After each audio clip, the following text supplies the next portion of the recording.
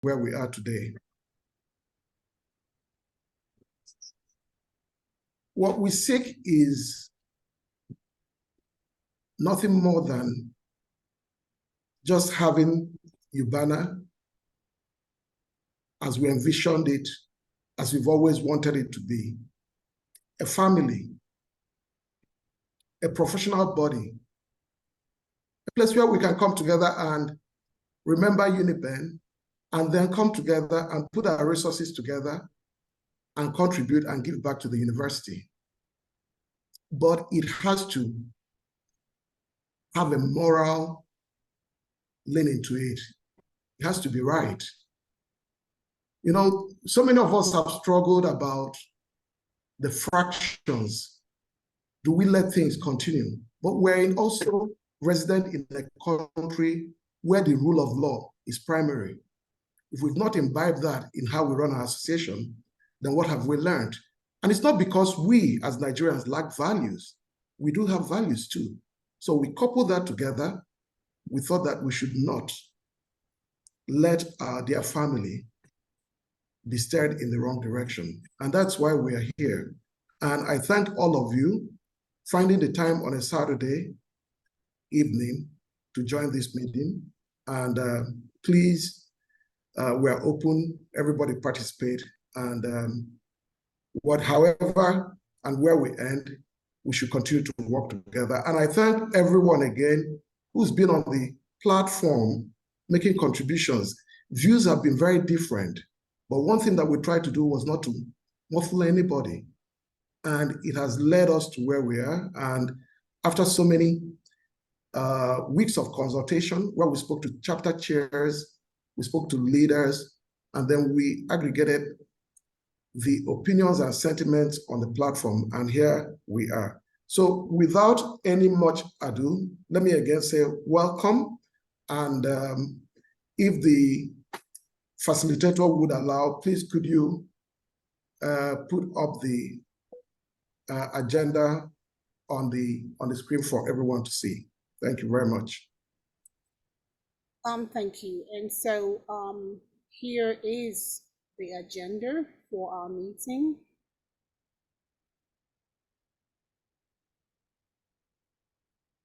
And I hope that everyone can see the agenda.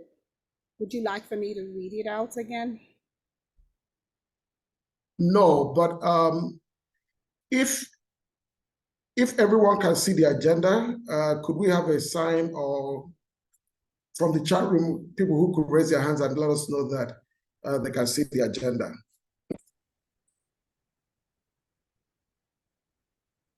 Okay, very good.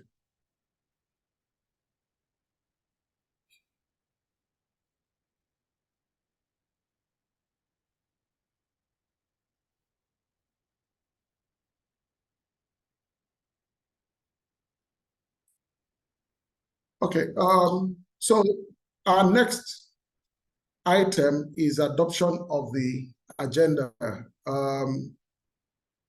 This had been shared also on the platform. People,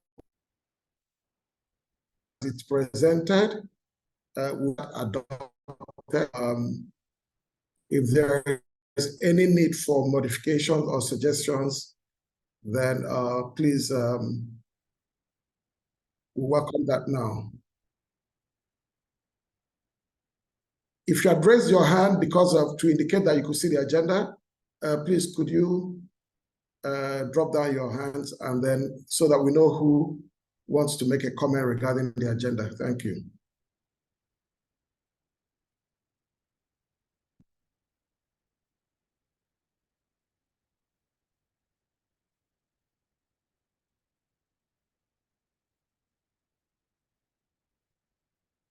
The facilitator, is there anybody who's raising his or her hand? At this time, we don't have any indicators. No hands are up. So we take it that we have no comments on them. Okay, then we need someone to move for the adoption of the agenda. Actually, if I may just say one thing again, I think that perhaps somebody needs help, because I see a phone that says iPhone, but I don't know if the person needs help on how to put their names on instead of iPhone. It says iPhone user. Are you having any problems, whoever iPhone user is? Thank you again, and welcome once again to everyone. Mr. Rumundaka, if you give me a minute, I'd like to remind everyone that the structure for the meeting requires that everyone will kindly label your Zoom display with your first name and your last name. And this is going to be very important when we proceed to the times when we are doing nominations and voting and all of that. So we're going to give a minute right now. Kindly indicate your first name and last name as your Zoom display name, as your Zoom ID. I'm going to just quickly go through the list, and I'll just, remind us. There's a Bob. If you will please, Bob, put your last name so we know Bob who. Thank you. We have a Chief Aloy. If you will please let us have a last name. We have a Cooper. If Cooper will please indicate their last name in your Zoom display. Thank you. We have an iPhone user. Whoever the iPhone user is, at this time, I am indicating here for you, I'm saying, what's your last name? So if you look on the screen and it says, what's your name? That's you. You need to please indicate your name, okay? So that's an iPhone. Please do so, because in a few minutes, we are going to, unfortunately, have to remove anyone who does not identify. We did send out housekeeping instructions before the meeting requesting that everyone will identify. Thank you, Mr. Nnamdi iPhone. We still need a last name. Could you please indicate your last name? Thank you so much. We have I'm not sure how to pronounce this, but it's M-E-I-R-E. Mayor, I'm not sure, and I apologize if I got that wrong. We need a last name, please. Thank you. We have a Pauline. We need a last name for Miss Pauline. We have a Raphael E. We need a last name. When we get to the point of voting and nominations, it's only the persons who have a first name, last name indicated that we will allow to proceed. Thank you so much for your cooperation. We have a Raphael E., a Pauline, please go ahead. We have a Sosa. Sosa, if you will please indicate your first name and last name, it will serve our purpose for ensuring a productive meeting. Last, we have, I believe that was Ochuko. So thank you so much. I'm going to hand it back to Mr. Rumundaka. We're waiting on Sosa. We're waiting on Raphael, Nora O. And just, in general, take a look at what your display says. And if it does not have your first and last name, can you please help us save time by doing the needful? Thank you so much. I'm turning it back to you, Mr. Rumundaka. Thank you very much. So we are at the adoption of the agenda, and I need people to propose the motion to adopt this, and then someone to second that. Do we have someone moving for the adoption? By raising your electronic hand. I can see Ife Ekunife has moved for adoption. Do I see someone second it? Ifeoma Anekwe. Okay, so you've got two people, and thank you very much. So very briefly, I would now invite President Bob Egbe to kind of give up a recount of what's been going on in UBAANA and our current state of affairs and how we arrived at this point. Just a recollection for all of us. President Bob, please. Yes. and I'm about to add him to the spotlight in just a minute. Thank you.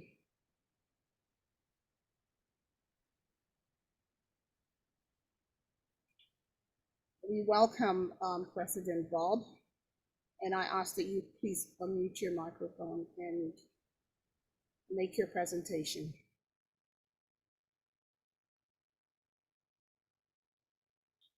We don't hear you. We cannot hear you.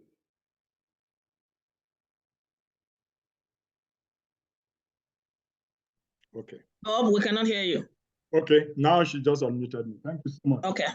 I'm going to go straight to the point. We are all conversant with the events leading up to the reunion in Dallas and the toxic and extreme exchanges in the UBAANA WhatsApp platform, and that prompted many well-meaning members to call for caution, but that caution went unheeded. I'm not going to bore you with those details because we are all conversant with those. For those of us who did not attend the reunion in Dallas, I would just recap what transpired there. The GA was contentious as anticipated, but it was worse. And there were lots of poorly managed moments. What was most perplexing was the disregard for the standard procedures and ultimate non-recognition and non-respect for the will and the supremacy of the General Assembly. Unlike our tradition and practice, where the GA makes the ultimate decision on any contentious issue by way of a simple majority vote, after which all members close ranks and move on, knowing that the minority has been heard. In the Dallas reunion, it was a completely different story.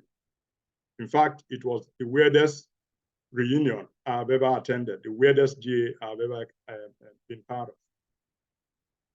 A chapter came, for example, with a painstakingly documented presentation, but did not get the attention and the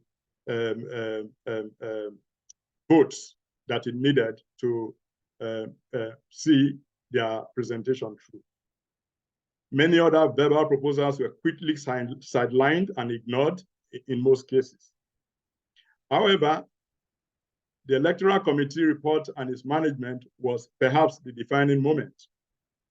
The report was presented and considered, after which a motion was properly moved to allow a second candidate to run for the position of president. The presiding officer acknowledged the motion, but insisted he would take a few unrelated comments. It was in the middle of this that, from nowhere, the presiding officer abruptly banged his gavel on the table with a unilateral announcement to the effect that the meeting was adjourned. This was done without any motion, seconder, or the consent of the General Assembly. Of course, they immediately expressed their disapproval. And in spite of efforts to make the president understand the implication of not having an election in an election year at the annual reunion, he walked out the meeting venue, leaving members in bewilderment and some actually in agony. The president returned to his playbook at the banquet and gala, where everything was otherwise going well. He insisted that he be sworn in with a slate of unelected officers. The announcement of this plan was immediately and unequivocally greeted with massive protests from all corners of the banquet hall. And this subsequently resulted in the eviction of UBAANA members, their spouses, their guests, and children from the hall. It remains a very painful and unforgettable moment for a lot of us. Rather than show restraint and remove himself from the situation and remorse, and also express remorse about the events of that fateful Saturday, barely a few hours later, the UBAANA WhatsApp platform was awash with more misinformation and disinformation about the reunion and the events therein. This culminated, like we all know, in the setting up of the TROC, where the president, having realized that members will not tolerate nor accept his illegal and illegitimate escrow, he thought he could find refuge. You all know the composition, the biased composition of the TRC, and its very predictable conclusions and recommendations. Of course, it provided a platform for Alex and team to be coronated, as if that will take away the illegitimacy of them lot. Recall also that during all of this, two of our largest and vibrant chapters suspended their affiliation without any recourse by Alex and his team. He remained more concerned about consolidating himself in power rather than the peace and unity of UBAANA.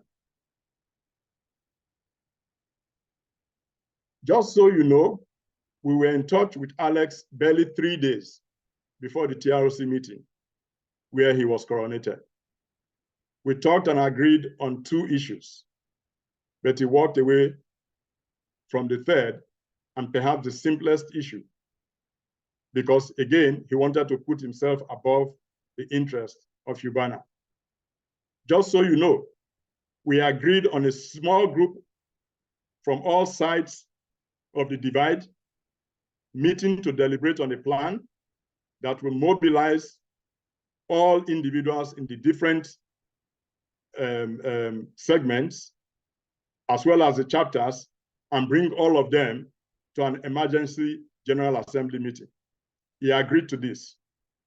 We also agreed on a very narrow agenda for that emergency General Assembly meeting, which was basically to resume the aborted General Assembly where it stopped.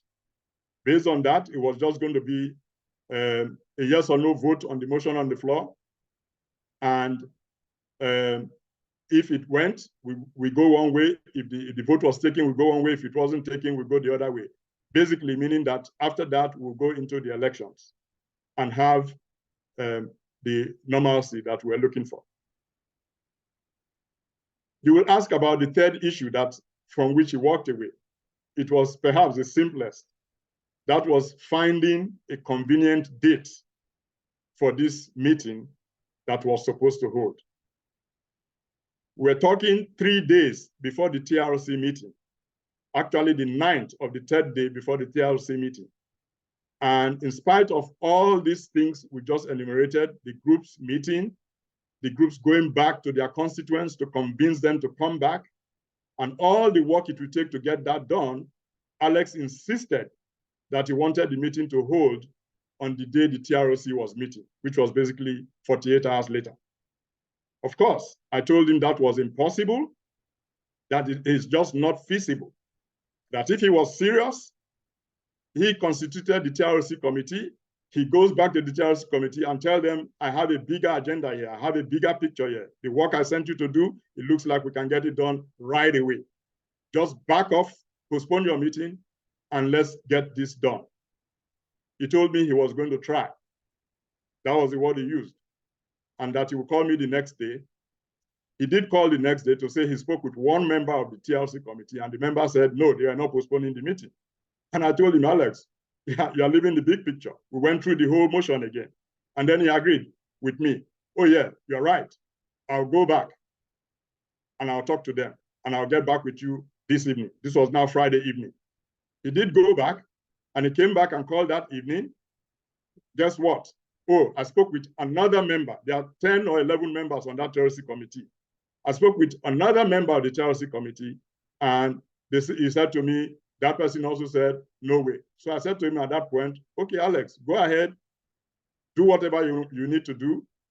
We are going to continue to do whatever we need to do. I'm bringing this up so that for some people who think that efforts were not made to reach Alex and his team, this was one. During the course of our consultations, a lot of people, a lot of well-meaning UBAANAs, and most of them are here, reported to us that they talked to Alex, called him privately, and pointed him in the right direction. So it's not a question of whether he knows about the right thing to do. It was the fact that he chose what he decided to do. And that was about consolidating himself in office. He got that in the TRC when he found out that people were resistant and didn't accept him.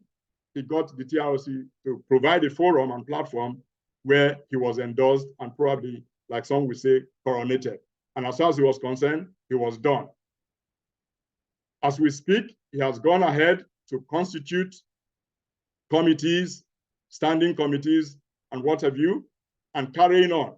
When 2 solid chapters of UBAANA are out there agreed, when many members of UBAANA are out there agreed, he's gone along with all of this. So ladies and gentlemen, it's easy.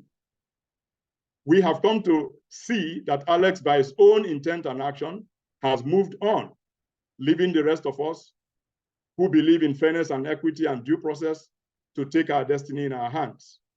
Make no mistakes about it. We have dealt with this guy for quite a while now. There's no sentiment here. Alex has created his own UBAANA, and as far as he's concerned, he has dared all of us to do what we want to do, whatever that will be. So it is in light of all of these developments that we continued the process of consultations up until this point where we are calling you guys to come and let's come together to chart our way forward. So that's the summary. I'll hand it back to the chair of the meeting.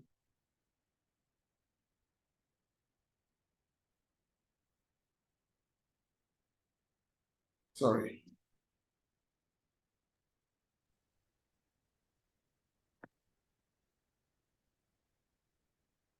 Yeah, thank you very much for capturing what happened, especially at the General Assembly for people who were not there.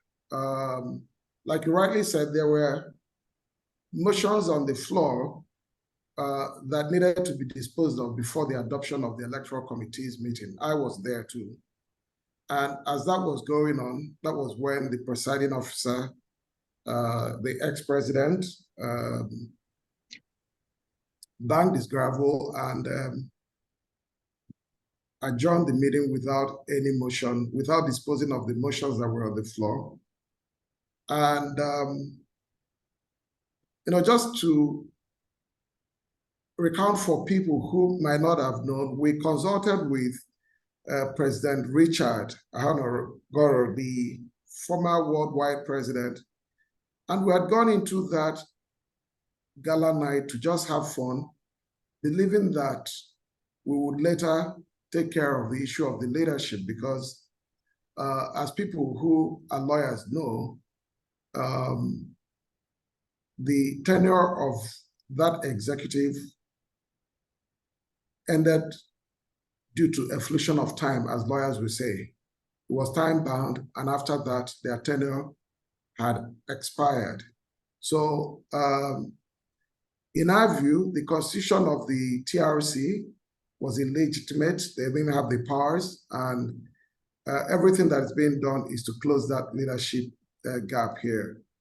By the agenda, I should be inviting Dr. Idith Ojo to make some comments, but if I'm just looking around here and wondering if there are comments at this moment, or we just move to the next agenda.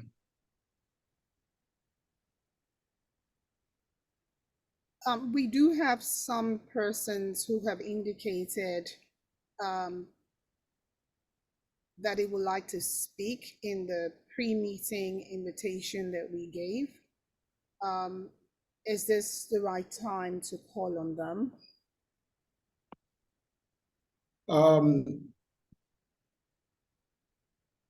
It will be if there is, do we know exactly what they want to address, or is this a body, or is it a caucus, or are these individuals?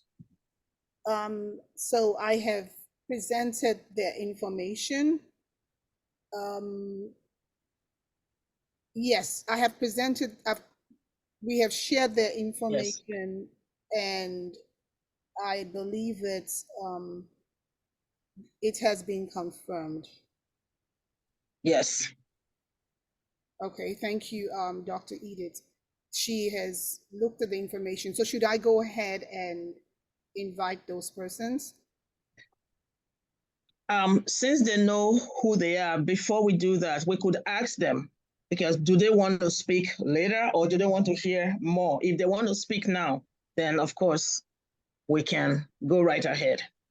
Okay, and just before that, I'd like to remind you, if you're just joining us, welcome.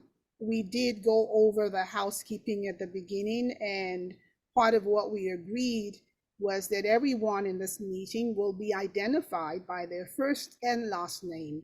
And so if you're in the meeting and your Zoom ID does not reflect your first and last name, we ask you very respectfully to please rename yourself. And specifically, I'd like to remind someone whose email address says aburebel@yahoo.com. We're asking for first and last name and not email address identification of your Zoom display. Somebody is signed as EMO, we will need a first and last name. So far, everybody else, we thank you for cooperating and indicating your first and last name. For the few that have not done so, take a moment and do so that when we call on you, we can properly identify you. I also want to remind us that we do have a sign-in sheet. If you scan the QR code of any of the speakers, you're able to get to the sign-in. If you check the chat area, we have also provided the link to the sign-in. When we get to the point of nominations and voting, we will remove those who have not signed in because we will assume that you are not a part of the meeting. Thank you so much. Go ahead, Dr. Edith. Thank you, Dr. Mokolo. Before I move on, I'm going to once again reflect what you just asked. Does anybody have any questions or any comments so far? If you indicate with a raise of hand, we will call on you.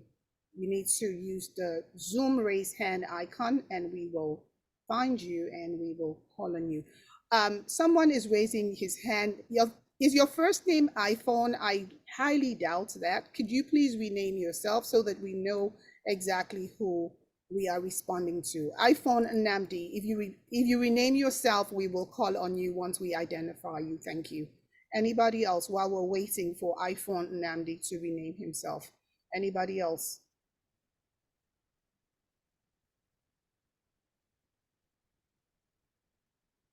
Mr.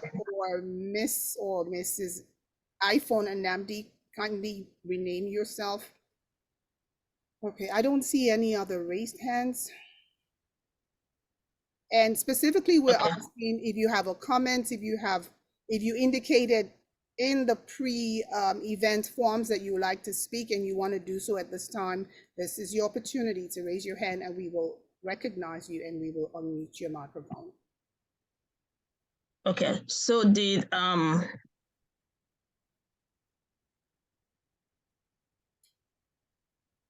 so far we have no indications. Okay, all right. So with no more ado, okay, did Nnamdi want to speak? I see that I hear a voice. Was somebody trying to speak? No. Okay. I was going to just to move us to the next agenda, which is actually, you have the floor, so you might as well proceed. Okay. Good evening again, once again, ladies and gentlemen, and UBAANA family and Dr. M. I thank you all for coming to this.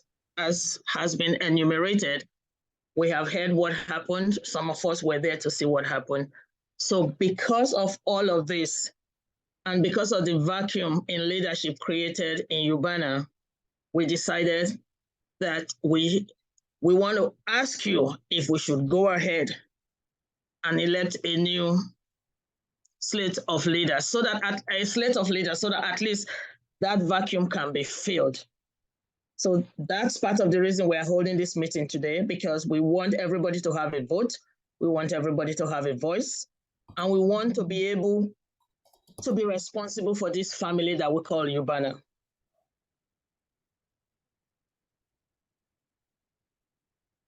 We therefore decided that today we would elect some new governing members of UBAANA. If there are no issues with that, I would like the floor to call for nominations, and I will tell you the offices that are open. But before I do that, I'm going to ask once more. Does anybody have any question? I'm going to respond to say we have iPhone Nnamdi, and we're requesting for the last time that you please indicate your first and last name. If you have a difficulty doing so, in the chat area, send me a chat with your first and last name, and I will assist you in renaming yourself.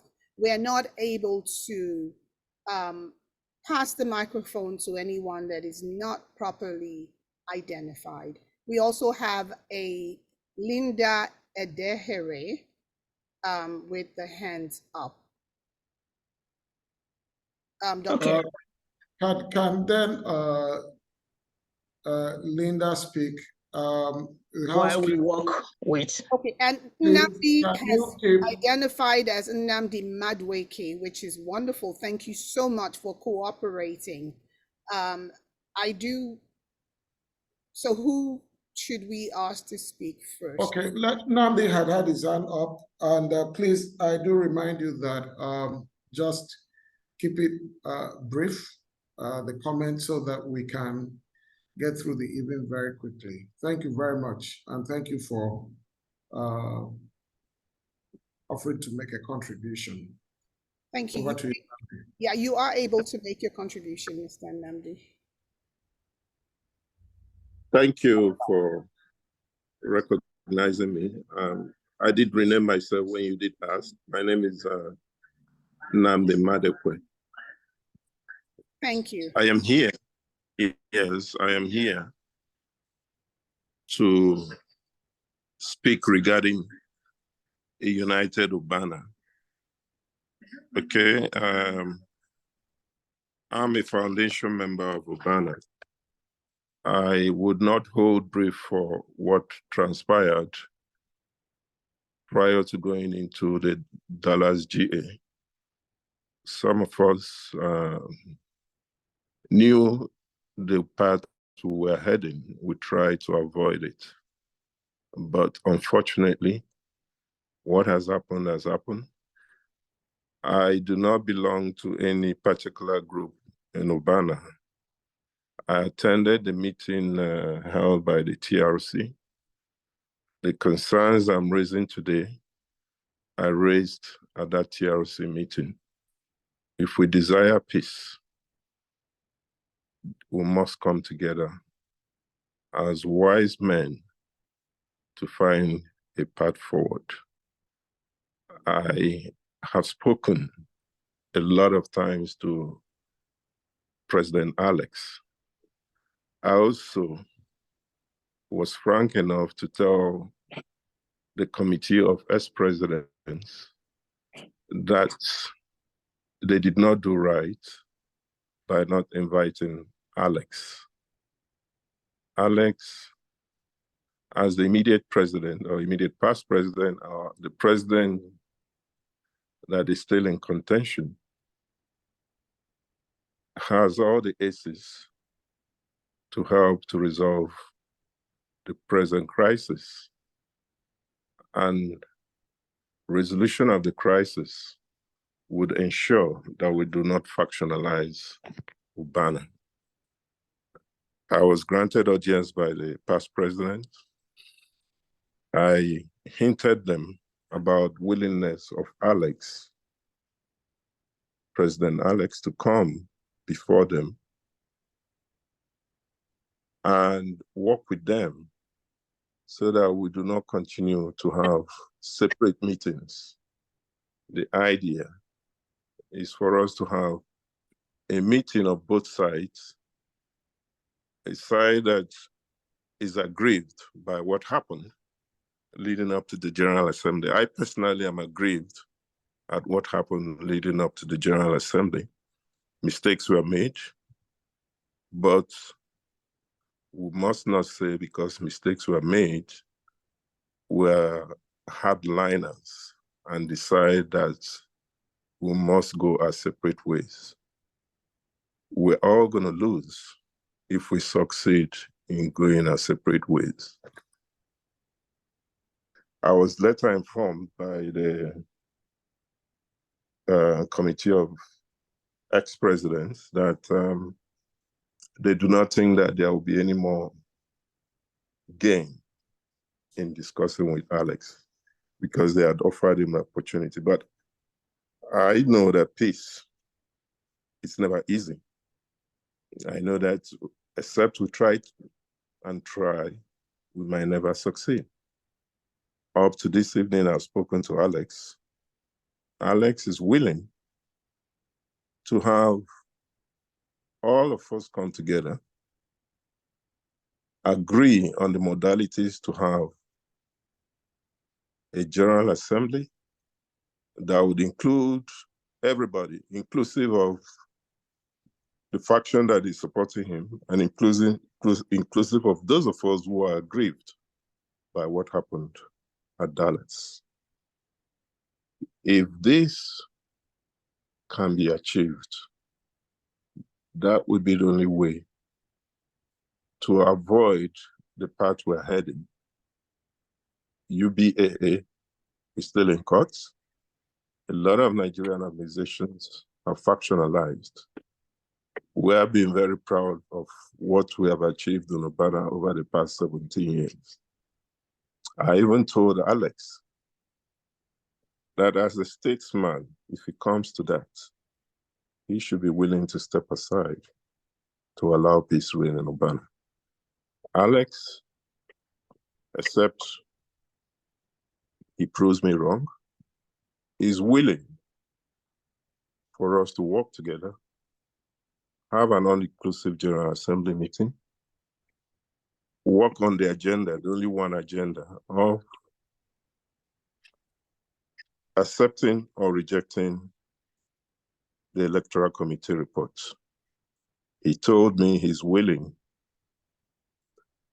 that if the General Assembly rejects the report, to submit himself to an election. I cannot doubt his sincerity. I'm only bringing it to the house here. You know, I cautioned them when they did the TRC, whatever charade they did, that it wasn't going to bring peace. I'm also attending this meeting because this meeting alone will not bring peace, except for bringing the two sides together. So I'm going to stop. This is really my main agenda. Peace is my agenda. Mistakes have been made all around. And truthfully, Alex had all in his power to avoid us getting to where we are today. But that is now history. We're now seeking solution. Thank you for hearing me out. I'm going to stop for now.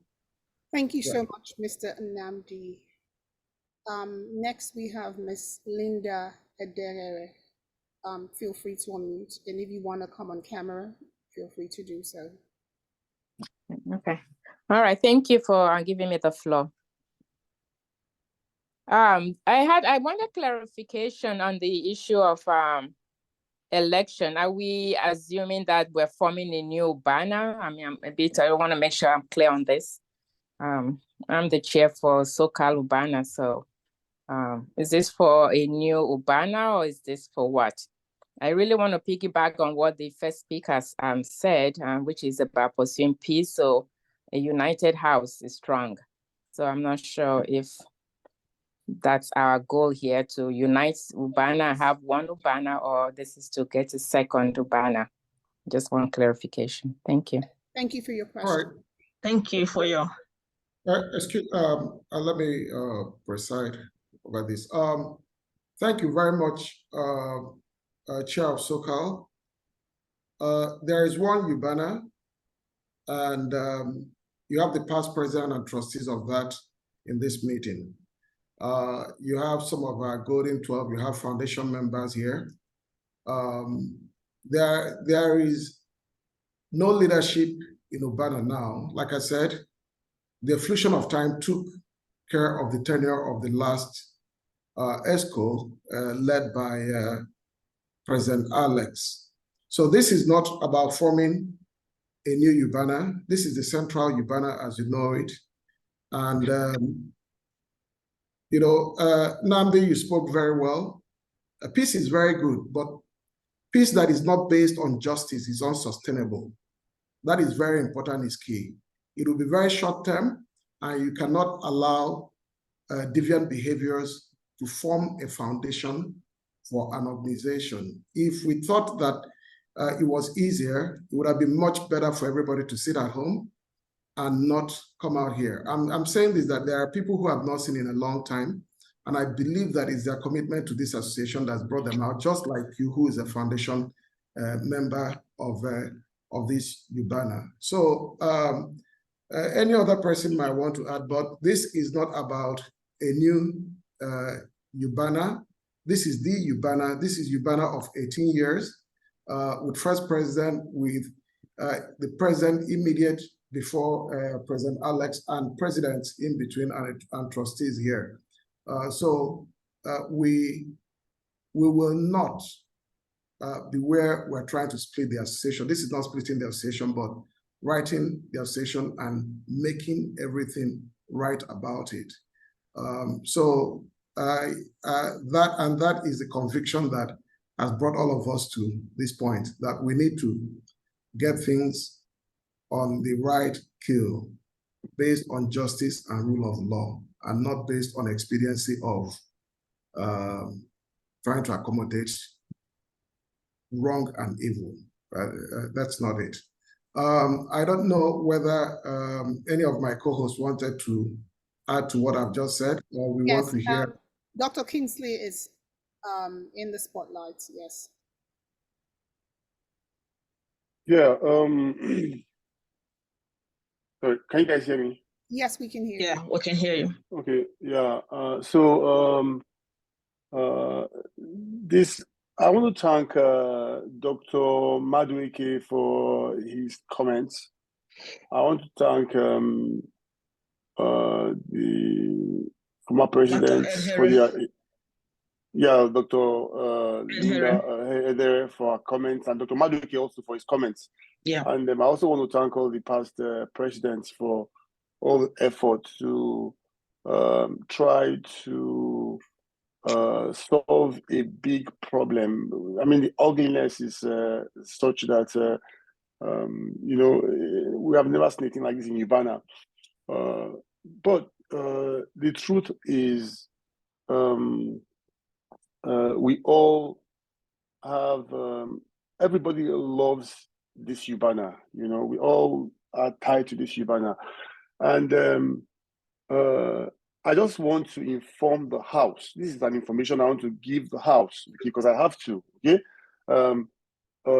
30 minutes before this call, I got a telephone call from the Vice.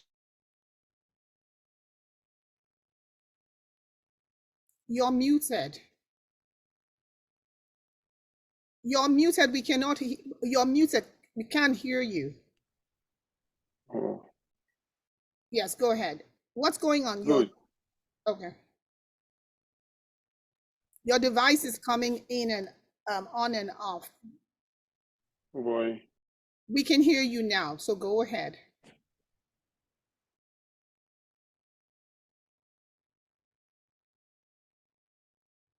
Are you in a place where the internet is not stable? Stable? Uh-oh, I don't think so. Now we can hear you.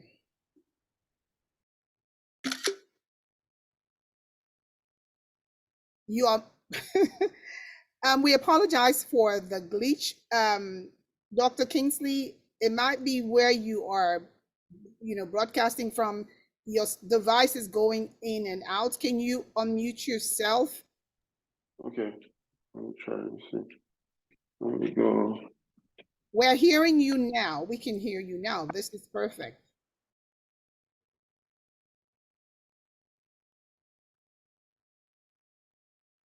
Okay, good.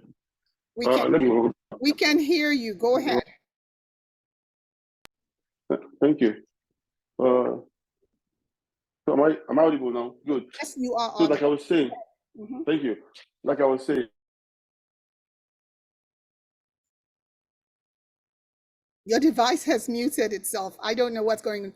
Okay, this is what is going to happen. I am going to withdraw.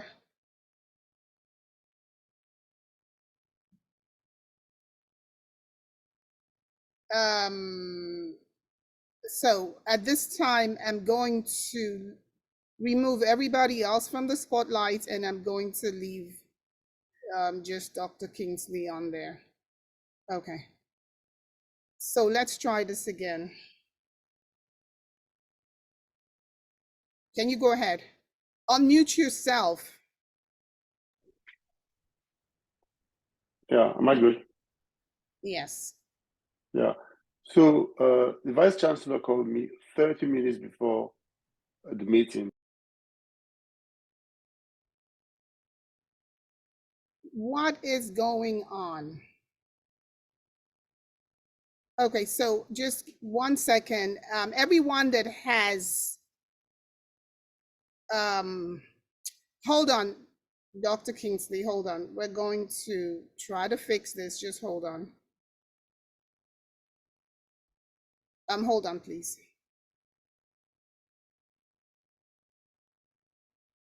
So we crave everyone's indulgence. We're trying to find out what the issue is with Dr. Kingsley's device. Just give us a moment and we will figure it out in just a minute. We do see the hands that are up, and right after Dr. Kingsley, we will bring the rest of you on. Okay, so now try to unmute yourself, Dr. Kingsley, and hopefully you should be fine. Go ahead. Okay. Hello? Yes. Yeah, am I good now? Yes, you're good. Okay, yeah. So the Vice Chancellor called me and she wanted to know, to get briefed about everything. You know, apparently it didn't seem like she knew what had been happening. I don't know who informed her, but you know, I told her as much as I could. I went through. I mean, she saw a part of all things herself because she was in Dallas. But she was very concerned about a united UBAANA. And she says that the only UBAANA, the only functioning alumni association is UBAANA, because the UK is not functioning, Nigeria is dysfunctional. So it's very important to her that this crisis is resolved as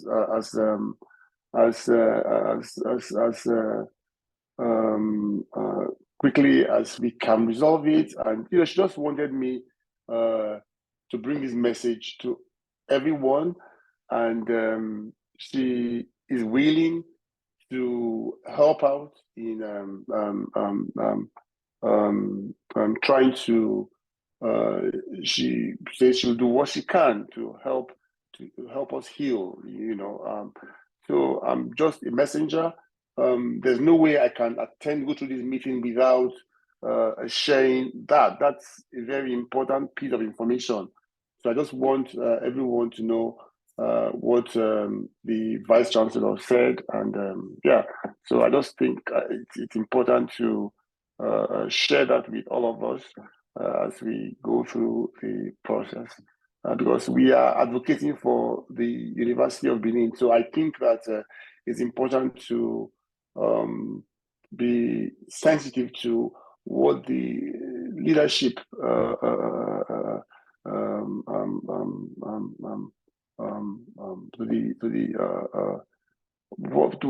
what they think and to what they like and to how they are feeling about everything.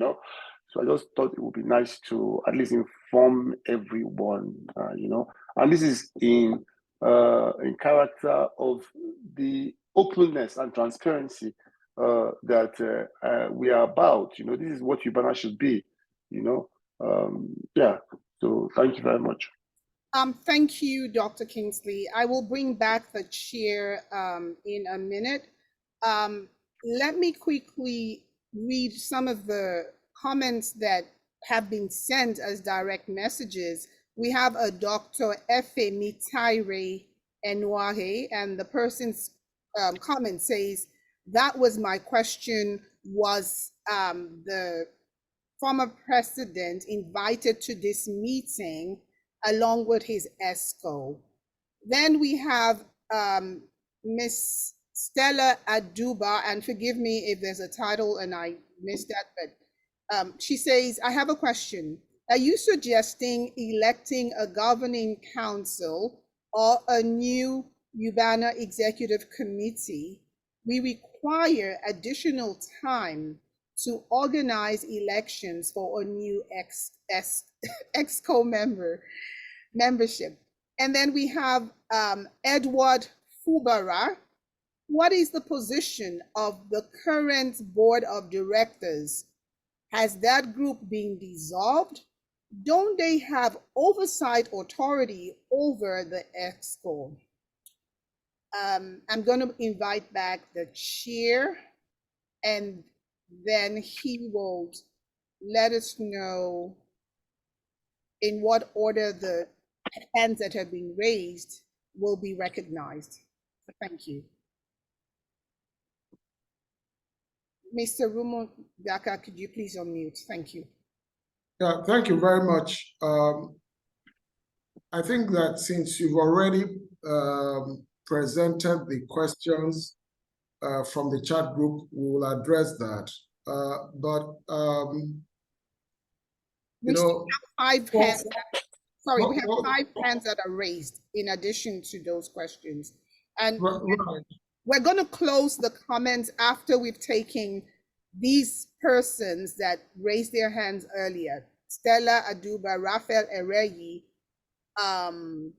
Raphael Otaigbe, and Kupa Yoshiora, I'm sorry, and then Jasmine Abulime Uyoshiore Cooper. Did Okay. Dr. Austin want to say something? If so, fine. If not, please bring down your hands. Thank you. Over to you, sir. Mr. Rumundaka, the microphone is yours. Okay. So first and foremost, I want to thank President Kingsley for the message from the VC. It's very well noted in this meeting, and we will definitely be counting on the school to the administration and every well-meaning persons to continue to support UBAANA, and what resolutions we reach here will communicate to them and seek their support going forward. If anybody who remembered when we were in North Carolina in 2007, and Professor Wanze was the vice chancellor at that time, there is something he said about a university. He said that 2 organs of the university would always outlive everything: the name of the university and the alumni association. Those are the most primary things about a university: its name and its alumni. And we take that very seriously, and know that as part of the UNIBAN, the association needs to do the things it needs to do the right way. I mean, the alumni association. So there are some questions, I don't know which order, but some of these have actually been addressed on the forum. The question from Dr. Fubara asking what about the board of directors. And I think at that time, the information that was provided is that the board of directors have executive committee members on that board. So if you take them out, then the board of directors is defunct. It does not meet the forum or the quorum to actually make any decisions. So just as you don't have the executive, the board becomes dysfunctional or not very well constituted, which is why we have to revert back and then bring in the trustees and then the original trustees and then the body of past president to just provide and organize this, and the General Assembly will still make the decisions. There is another question about whether the timing is short for an election. This is an extraordinary general meeting, General Assembly, and the notice for this was very explicit, and I think some of these were addressed too, that people who, as much as can, come together should come willing to serve or to be nominated or even recruit themselves to help do this. The bigger question is the fact that we have a leadership gap that needs to be closed. The last issue that was raised was the one, there was a very last issue, if you could recall the last from the chart, and when I finish, I would also allow maybe any of the co-hosts to provide additional information on that. The question was from Ed, I believe you addressed Edward Fubaraz, and there was a question, let me just go back. About the elections, and I think I've talked to the one about the elections and then needing time to address that. Then there was a question about was he invited, that has been addressed. We do have, right. I think Dr. Bob spoke a lot about that and the countermass, trying to get President-elect to speak with him. And of course, not recounting the fact that I also spoke with his vice at some point. We had a chat, but those are what they are. They were all part of the consultation trying to get to this point. Dr. Ifedirah, did you want to say anything? Your hand is raised before I invite Cooper first. I think Cooper's hand was up much before. Yes. No, I kind of think you covered most of it, Rumundaka. I think the only thing I wanted to stress is most of the people that attending this meeting got the information from the WhatsApp platform. Alex is part of that, so if he wanted to join, he could have joined. I think a lot of people have recounted the fact that we spoke to him for hours and couldn't get anywhere. It was really like going round in circles. And the other thing I would say is that the conclusions and the outcomes that come out of this meeting doesn't preclude us from still reaching out to that group, but it'll be on very strict terms. That's it. Back to you, Chairman. All right. Thank you very much. May I then, could you unmute UBAANA Cooper, since I don't have a title that I might, so let me give you the biggest title in the room. No, I'm sorry, it's Stella Aduba first. I think Stella's question have been posted, but if she has additional question, because I think her question came through the chat. Okay, so yes, hi. Good evening, everyone, fellow Banites. Thank you for letting me speak today. Yes, I have an additional question. I know you say everybody was given enough time, but I really do feel that if we want to organize an election, we have to follow our constitution. And we need to have like three, whatever our constitution says about organizing an election, having an electoral committee. We need to follow the process, otherwise we'll be the same as President Alex. And also anybody should be allowed to run. President Alex should be allowed to run in that election, and then let members speak, right? If people want him still to be president, so be it. If other people want to run, so be it too. I feel that we should follow our due process. We shouldn't just have an off-the-cuff election, unless we're electing a board of trustees or whatever right now. But to have an actual exco election, we need to follow the constitution. So that's my first statement. My second response is just to Dr. Nnamdi. Dr. Nnamdi says President Alex really wants peace, but he sent a lawsuit just 2 days ago or a day ago. So does he really want peace? Somebody who wants peace wouldn't be sending a lawyer to write the past presidents. Back to you, Madam Moderator. Thank you so much. Thank you so much, Madam Stella Aduba. If Mr. Rumundaka take the microphone. Yes, thank you very much, Stella. We hear you. The Constitution also gives the General Assembly is the highest ranking organ of the association.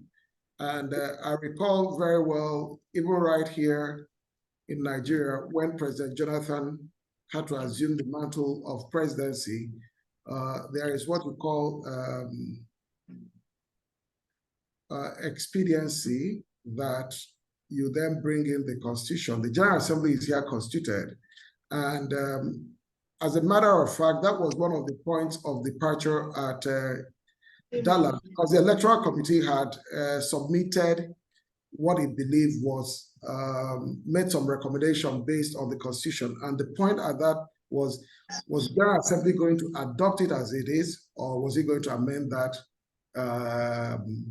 that report or that recommendation before adopting the Electoral Committee's report? So we have the General Assembly right here, and it will be on the General Assembly to then decide how we move ahead on the issue of leadership. But it's very important that an organization like UBAANA has a constituted leadership one way or the other, and that is what we're solving for here, and not waiting. If not, General Assemblies are really scheduled to happen once every year during reunions, but the Constitution also made provisions for times like this, when you have an extraordinary emergency General Assembly in it.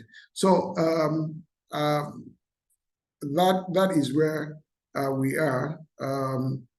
Would that then be, who's the next person to speak? That will be Cooper, and I'm asking that Cooper unmute. If you're able to come on camera, that will really, really be good for. And Stella, thank you for that observation about President Alex's willingness or unwillingness to actually seek peace. I didn't want to talk about all the things that he put on the platform post Dallas, but it's okay. You have the microphone, Miss Cooper. All right. Hi. Good evening, everybody. Can you hear me? Yeah, I'm sorry. That's Mr. Cooper. Go ahead. Yeah. Okay. Miss is okay too. That's fine. Okay. Yeah. Can everybody hear me? Good evening, everybody. Can you hear me? Yeah, we hear you. All right. Okay. Yes, thanks. Now, listen. The only reason I decided to speak is I want to dispel the notion that this group don't want peace. We all want peace, but peace only comes from when the other group wants to negotiate in good faith. Alex and his group have demonstrated that they cannot be trusted. I understand, I heard what the gentleman, Dr. I forgot his last name now, Madukwe said. Peace is only possible when you share the same value with the other group. I can tell you, I don't see the value that some of us share with the group that Alex represents. This group of people cannot be trusted. I have had a personal example of calculated catastrophic lies told about me and my spouse. These are now the kinds of people I want to belong to the same association with. This is just my personal belief. We are ready to move forward. Nobody wants a fractured UBAANA, but we are where we are. And to say, if Alex wants peace, let him stop saying he is the president. He is nobody's president.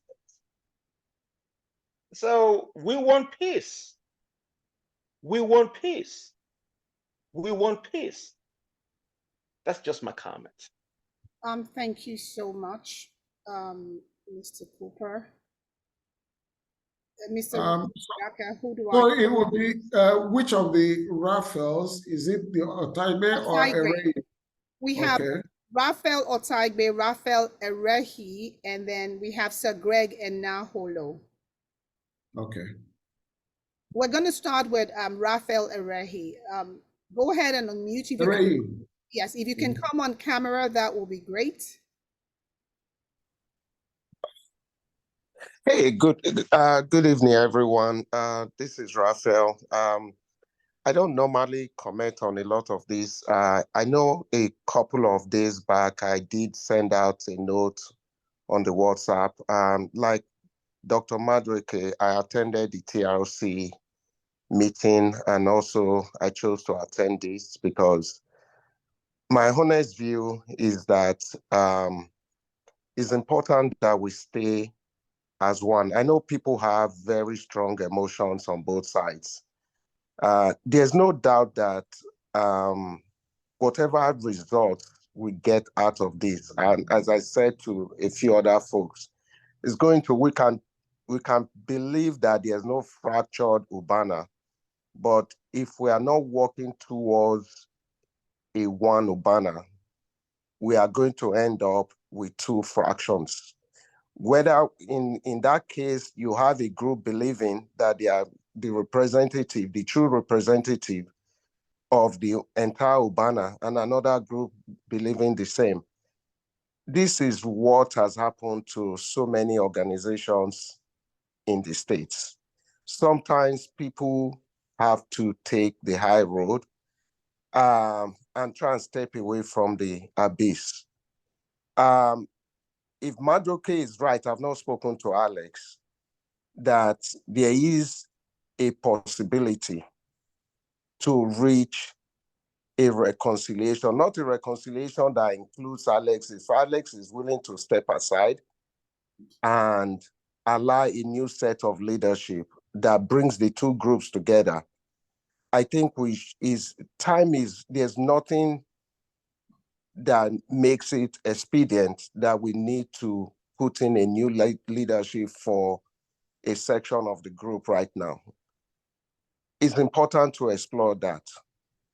And if it turns out that that option really cannot reach to a one UBAANA, then if folks want to go into their respective camps, then that's fine. But I think we should not offhandedly dismiss what Maduke had presented. And to my view, I think that should even be, if we say this is the General Assembly, that should even be put to vote to decide if that's an option that should be explored. Thank you. Thank you so much, Mr. Raphael Erehi. Mr. Rumundaka, we have a few comments in the chat. Would you like me to share those comments before we call on Mr. Raphael Otaigbe and followed by Sir Greg and Naholo? Yes, please. The comments, if you could read them, please. Right, so we thank Mary Ahigbe for her comment. She says, can the aggrieved alumni not simply withdraw their funds and support from UBAANA until President Alex's tenure is over with? Also, if a new EXCO is elected now, how will they obtain the instruments of office from the current Alex EXCO? How will the other half of UBAANA, unrepresented in this meeting, be made to agree with all of our deliberations. That was Mary Aibe. And then Sir Greg Inaholo, who will be speaking in a moment, says, thank you, Stella. Kingsley Waboku says, I support what Honorable Stella Aduba is saying. Linda Edehere says, I agree with Ms. Aduba about following the Constitution for election. Dr. Efe Aburime says, please, what part of our Constitution or bylaws recognizes the trustee and former presidents to organize this meeting? Secondly, will the resolution of these meetings be binding if there is no constitutional backing? Those are the comments we have so far. And with your permission, I can go ahead and unmute Michael Otaigbe. Is that okay? Very well. Thank you. Would you like to come on camera, Raphael Otaigbe? You are unmuted. You have the microphone. Yes. Good evening, everybody. No, I won't be able to come on camera right now because of my current location. But I want to just thank everybody and stand on the existing protocol. I don't want to repeat a lot of things that everybody's talked about. I would just highlight some areas that I am in alignment with UBAANA, and I'm also in alignment with the opportunity for us to have a constructive dialogue to resolve this problem. We all know the root cause of this crisis. The main issue really is a confidence crisis and a trust issue with the current executives. Aside from that, we also have a problem with our governance practices. In that regard, I mean interpretation and misinterpretation of our Constitution. So there are lots of things that we have to look at before we delve into a problem, even into a bigger problem of saying that we want to hold elections for today, because I believe that there are certain measures and strategies that have to be in place to prevent a reoccurrence of the root cause of this crisis that we have. UBAANA needs a certain level of accountability and transparency and a respect for our governance practices. The GA, General Assembly rights, is paramount. We know that. I just think that having one UBAANA, being stronger as one UBAANA, should be the guidance for any decision process that we're going to make. Having said that, I also understand, I believe what Engineer Rumundaka was suggesting, which is the doctrine of necessity, for us to be able to act and do certain things and bring everybody in the whole group in alignment with what's going on. If you do that, you have to set aside all the constitutional order you have in a system. But for us to do that, you have to have administrative authority to be able to do that. In this regard, if we say that the current ESCO is illegitimate, we don't have an administrative authority. If we say the board of directors doesn't exist, we don't have an administrative authority. What do we have to do to be able to proceed? And I think that's what we really need to delve into, the resolution of this problem. For me, it's simple. I have had probably countless over 100 hours of conversation with Alex. I've talked to some other people too. And I've basically told him what I believe he needs to be doing. He only has two options, which I've given to him. And those options, out of sentiment, there's no emotional sentiment in any of this, because it's somebody that I know very well. And I told him, you only have one choice, really, or two choices. One, you lead a faction of UBAANA, which means you're going to have two factions of UBAANA, and if faction of UBAANA don't have any trust in what you're doing. Or two, you subject yourself to election. And if you subject yourself to election, you also have a choice not to contest in the election, but call an election to legitimize UBAANA, the presidency of UBAANA, and also to have the aggrieved members understand that they're under one roof to make UBAANA function. It is not about individuals, it's about UBAANA. UBAANA is bigger than everybody here. So I think what we're going to consider is, how do we get the entire groups together and run an election? Not tonight. Put down the modalities for running an election so we can reconstitute the body. We can, figure a way to provide that trust and confidence that's always existed in the last 17 years. We've always had problems. but not at this level. Right now, we're busy cursing and abusing ourselves on the platform, to me, which makes no sense. So I think that's really the route we need to do. But just doing it with one faction is not going to work. We still need to bring the entire bodies together, and figure a way to get a group of people, maybe the trustees, the ex-presidents, and groups from people from the other groups, and let's go ahead and do a proper election and put people in place. In the meantime, the main problem seems to be the presidency. He can step out, he can step down.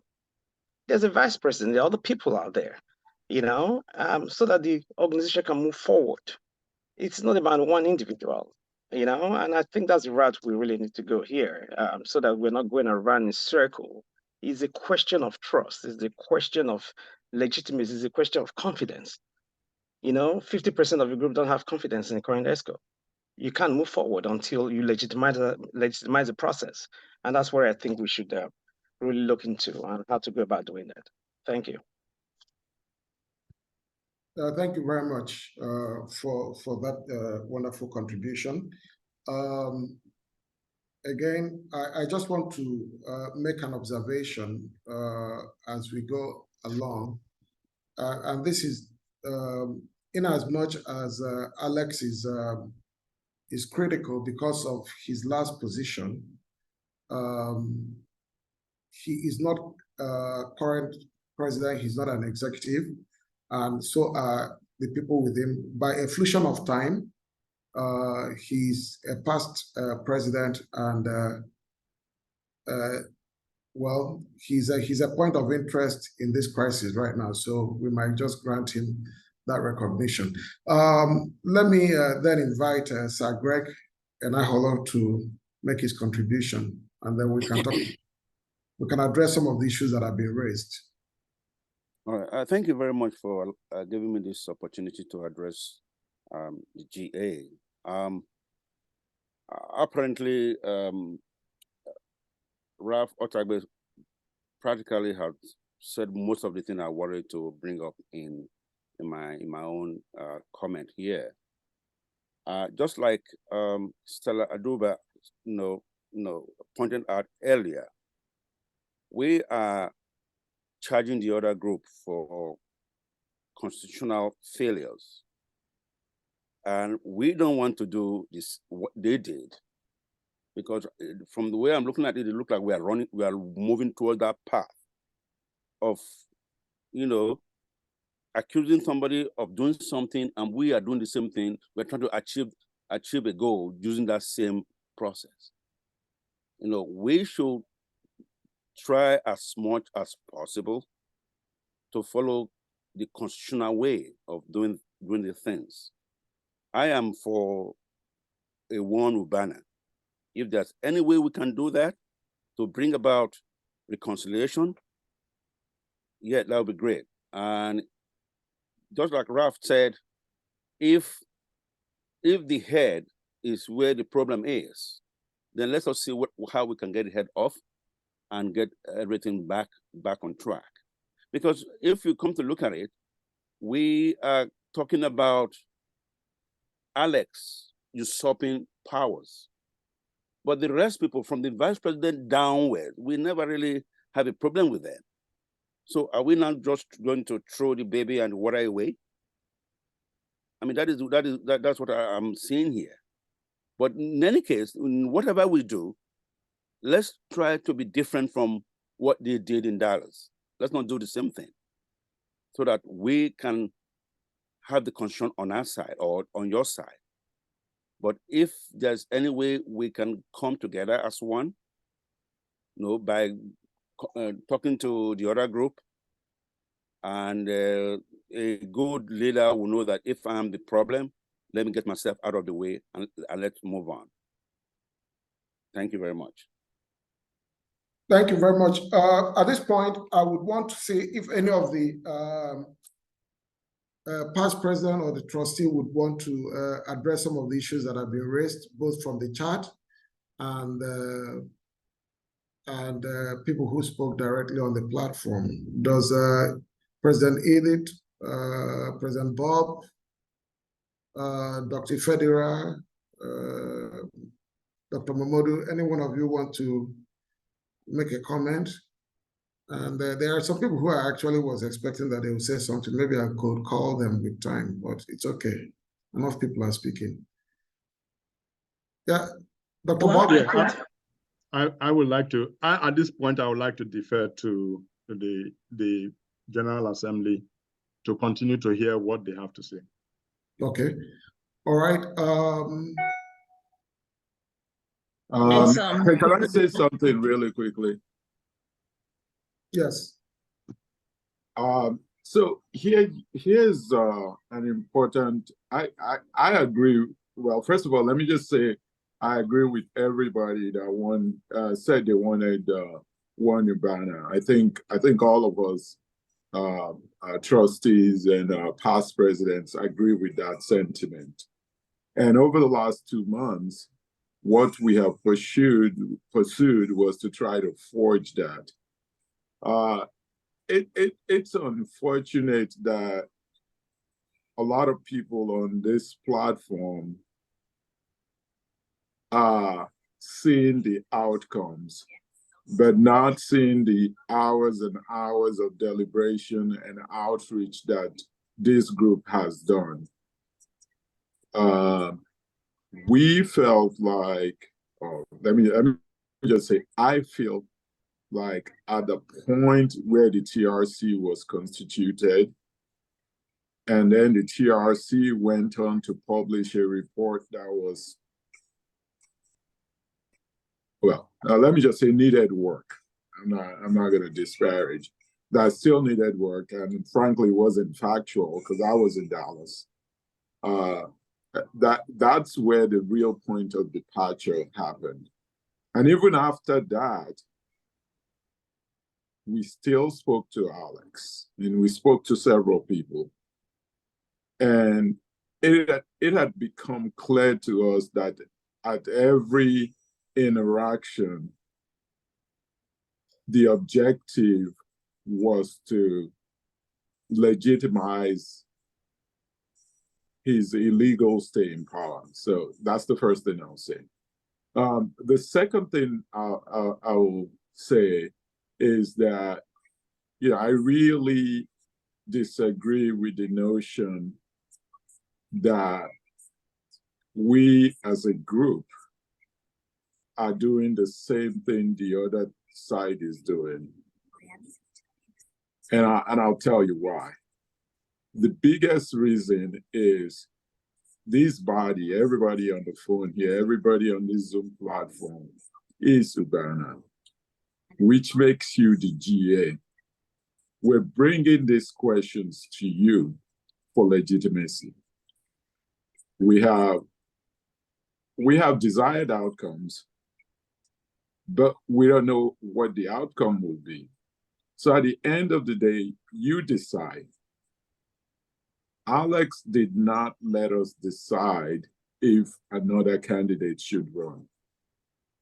Alex did not let us decide if he and his ex-ESCO should run. Alex went ahead and constituted a committee that was clearly handpicked. And we didn't decide if we could adopt their report or not. Heck, we don't even have a financial report. So at every point, we've done the opposite. We've opened up the floor, we've listened to the GA, and that's culminated in this meeting today, where you have all the power. Amongst us, we only really have 5 votes. There are almost 80 people on this platform. So let's put it to the GA, and let's just not characterize this body as similar to the ex-administration. Thanks.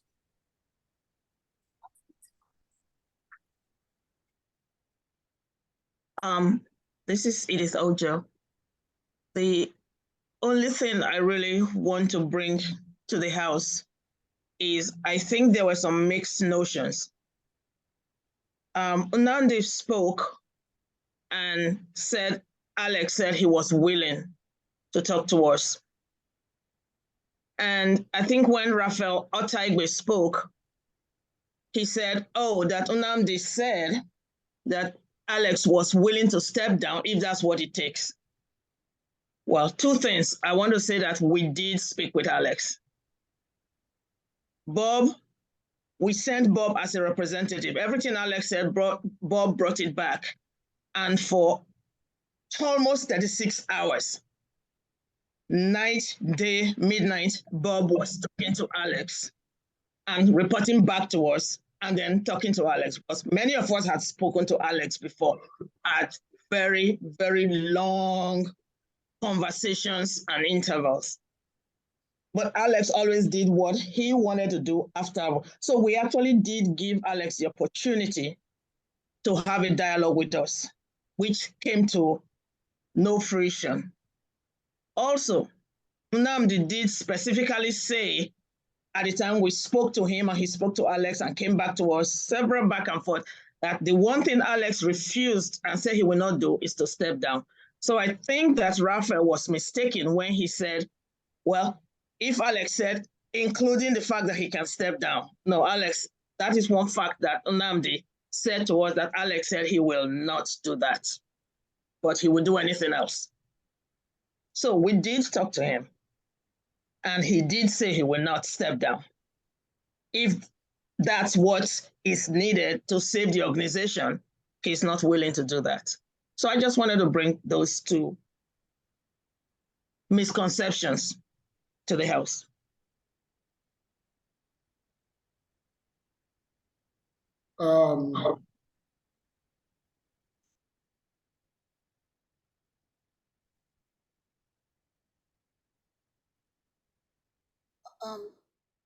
Mr. Rumundaka, do you have a microphone? Yes, I can see Ife putting his hand up. Yes. Before that, Raphael Otaigbe has had his hand up. I don't know, did he change his mind? I thought he has spoken. Oh, he has spoken. Okay, that was So drop, if you would drop his hand, and then I would after Ife, I would like to invite Ngozi Obi. Okay. Just quickly, we have a Kingsley Emeka Nwabuoku in the chat with his hand up in the chat. I suspect that he couldn't find the icon. So can you confirm, Kingsley Emeka, whether you are raising your hand to speak? In the meantime, are you asking me to unmute Ife Ekwonife? Yes, please. Thank you. Mr. Ife, you have the microphone. Thank you. Great UBAANA. Well, first off, like many of you here today, I was delighted to become part of this great association, realizing that it was an opportunity for me to give back to my alma mater, the University of Benin. With great enthusiasm, I served 2 terms as the founding secretary of the Midwest chapter, returning again to serve in that capacity to ensure continuity of our goals and aspirations. I did not serve, and neither did any member of our chapter ESCO, with the expectation of accolades or personal recognition or gratification. We served for the greater good of our chapter, but always looking up with great expectations at those at the national level. We cannot deny the fact that UBAANA is in a crisis right now, one that threatens the very foundation upon which it stands. We here in the Midwest chapter recognized early on that the continuing disregard and or misuse of the provisions of our constitution and bylaws, composition and power of some committees, and the adoption of certain arbitrary resolutions would in the end create discontentment and perhaps outrage among segments of our membership. We attempted an intervention by reaching out to our leaders in the center Unfortunately, we were largely ignored. The question now is, where do we go from here? How do we heal our self-inflicted wounds? I believe strongly that we cannot stand as a divided UBAANA. We must reach out to our brothers and sisters, regardless of our differences. We must find a way to become united again. This journey is not about us. It is about the University of Benin. Consequently, we must dialogue. We must be inclusive. We must ensure that every member has a voice in the running of our affairs. As to whether or not an election should be conducted today, my position is this.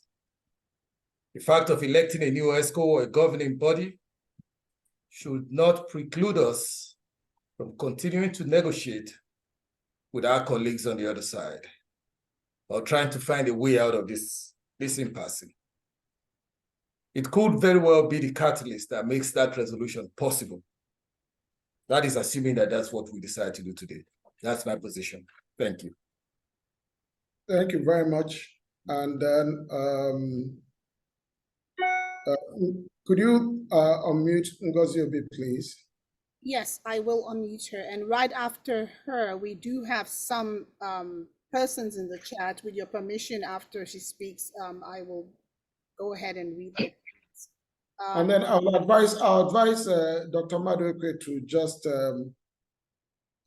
for the interest of fairness, I know that you might want to have a rebuttal. Could you just type it in so that at least so that other people who have not had a chance to speak can get the opportunity. So if you would type in your comments in the chat, and the facilitator will read it with time. Thank you very much. You have the microphone, Ngozi Obi. Okay. Hello, everybody. I felt compelled to speak. Can you hear me? Because I'm using an Yes, we can hear you very well. Okay, thank you. So I felt compelled to speak. I've been trying to listen on everything that's going on, and I want to say that this GA is, heads and shoulders above the GA that was done in Dallas. I think I'm an active member of UBAANA, but I would say that I don't generally attend the GAs. I don't attend all of them. But what I saw in Dallas, I was incredulous. I've heard, and I want peace, I want one UBAANA. But what I saw in the months prior to to our reunion in Dallas, the chat that was on fire, the reunion itself and how it ended, the chatter that happened afterwards, I'm convinced, and this is my opinion, that Alex and the EXCO and others, this thing that's happened, this place we're in, this crisis, was purposeful.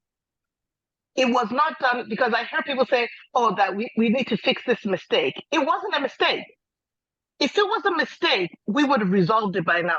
All these conversations, right? All these conversations, the truth and reconciliation, we would have resolved a mistake by now. So, we can say it was a mistake. I don't believe it was a mistake. I believe that they wanted to hold on to power, and this is what they did to hold on to power. So I want UBAANA to move forward. I was part of the ladies all those years ago that we came together informally. And what came of that is this great organization. So I'm pretty invested in UBAANA moving forward as one UBAANA. But as I've said on the chat, we need a change in leadership. What we have now is not what is considered leadership. Ife just spoke about how he considered when he was, in the role he played, that he didn't do it for personal gain. That's leadership in a nonprofit. You're not doing it for personal gain. You're doing it for the greater good of the organization. I do not see that in this current EXCO. I do not see what they're doing as for the greater good of UBAANA. And because of that, I want that leadership to change. I want UBAANA to go back to having leadership that we can trust and respect and that can move all of us forward.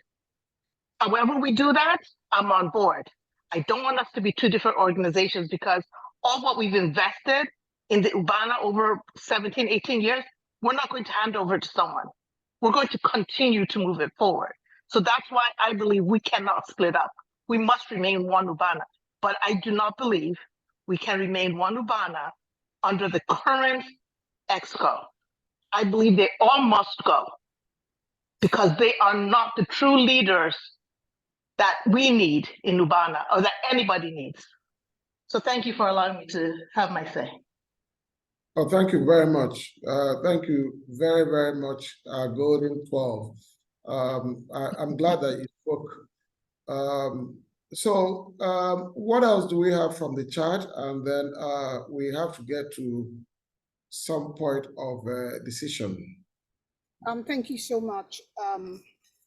The last person waiting is Chris Uvierare, and we're going to stop there with the audio comments. As far as the chat comments, we do have. I'm going to start with Linda Ederi. She's spoken, but she mentioned there. Just a minute. I'm trying to make sure that I'm not repeating what we already heard. Okay, great. So, will the aggrieved accept any legitimized results that doesn't support their position? That's Mary Aigbe again. Then Efe Mitaire Unwaye says, can the organizers of this meeting state to us by quoting from the Constitution where the Constitution gives them the right to call this meeting? Can the organizers state by quoting from the Constitution where the Constitution gives them the right to call this meeting? Paul Mokolo states, we need to find a way to have one UBAANA. Alex and his EXCO tenure has expired. We should put in place a caretaker committee that will work on conducting elections for the EXCO that will pilot the affairs of UBAANA. Stella Yu, we asked Stella Yu if you could please rename yourself so we know your last name. Stella Yu says, my question is, if you have two fractions of UBAANA, which faction will control the finances? Mitari again says, we're going around in circles. Let's try and use the Constitution to legitimize this meeting by stating the page where this is supported by the Constitution. Or is this a constitutional crisis? FA continues, she says, please, someone should answer the question that I raised. If this body doesn't have constitutional backing, the resolve will only result in constitutional crisis and will not achieve peace. Aigbe returns with her comment saying, in what capacity though are you all talking with Alex? Why not with the General Assembly? And shouldn't the General Assembly decide how to move the association forward? And those are the comments that I have. At this time, permit me to unmute Chris Uviegare. Go ahead. Thank you. Would he like to come on camera, please? Can you hear me? Yes, we can. Yeah, we can hear you. Okay, let me try to be if I can. Let's see if I can be on camera. 1 second. Can you see me now? Yes, we see. Yes. Okay, thank you very much for giving me the opportunity to speak. For those who don't know me, I was vice president under Dr. Idith Ojo, and I was in Dallas. It was obvious, and it's obvious even now, that we have a constitutional crisis. And we've been in this meeting now for more than 90 minutes. I've heard what most people have said. The question now is, where do we go from here? As others have spoken, I want to align myself with one UBAANA. I think that's the only way to go. We cannot divide the association into factions. Organizations will have bad leaders in the course of their history, but that would not justify splitting the organization. You have to find a way within the Constitution to rein in bad leaders. Having said that, I think there's almost a general consensus that Alex has to go. He's illegitimate. He did not conduct an election. And I consider almost 80 people in this meeting. That's a substantial number of members by itself. So if not tonight, I don't think there should be an election tonight because that would be illegitimate. People have been saying we have to go on with the Constitution. But I think there should be a vehicle, if not tonight, maybe a reconvened meeting to see how a vote of no confidence can be passed. Because you can do that at any time. If the leaders fail to provide leadership or fail to follow the Constitution, then a vote of no confidence could be passed. And after that, the modalities could be set in place for fresh elections and for new leaders to take their place. I don't think it's only Alex. I think it's Alex and his team that most people are aggrieved against, or feel that they've done things wrong. So we spent much time in this meeting. I think the question is, where do we go from here? Questions have been asked along those lines. My suggestion would be, so that everybody will be included, at some point we should reconvene this meeting, have another meeting, so that everyone will at least digest most of what we've discussed tonight. But the next meeting, we should come up with an agenda for a vote of no confidence motion to be moved. If we have substantial votes on that, then that means we're calling on the leadership, Alex and everybody with him, to step down. Then we can then look within the Constitution for the modalities of fresh elections and for a new president to be elected. So that would be my submission. Thank you for the opportunity to speak. Oh, okay, thank you very much. I can address. You are muted. I don't know. Is there someone mistakenly hitting the mute button? Mr. Rumundaka, you are unmuted. Yeah, thank you. Go ahead. No, I was saying that the last speaker, sorry. Yeah, VP, I hear you very well. The only one part that I struggle, and maybe I could be advised differently, I struggle, is the issue of vote of no confidence. The vote of no confidence is typically carried out on an executive in place that is not performing well. That ESCO tenure, as far as we understand it, expired by a fruition of time, right? So UBAANA has no constituted formal executive committee, and that is where we have that. If not, if they were, then there would have been a board of directors and a whole lot of things. The organs of leadership is broken down, right? So the point where we are is everybody wants the same UBAANA, and the point is, when do we conduct a new election to bring a leadership that is open to everyone, including the people who are past or otherwise? But the preference everybody's hearing now is to say ex-President Alex and his should, in the interest of peace, stand aside. Not that they should step aside because they're occupying a position. They are not in position right now. That is my understanding of what happened, and a fruition of time. It cannot continue because they parade themselves as executives at this moment.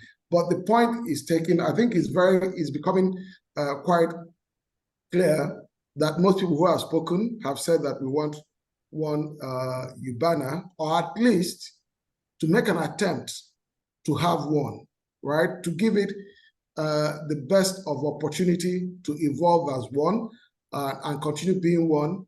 And then let it not be said that the opportunity was not created for renegade people to come under the umbrella, right? I think is the process, and like we said, there are desires, outcome here, which is to close out the leadership using doctrine of necessity. But if members feel that there is a need for caution, and if people feel that they are more aggressive, there's a need to take action right now, we could take that. Bob, is there something you wanted to speak to? And what you're saying, the idea from the very word go was that we were going to provide leadership for this group of people who are beginning to turn out en masse, as we have seen here, who are reasonable people.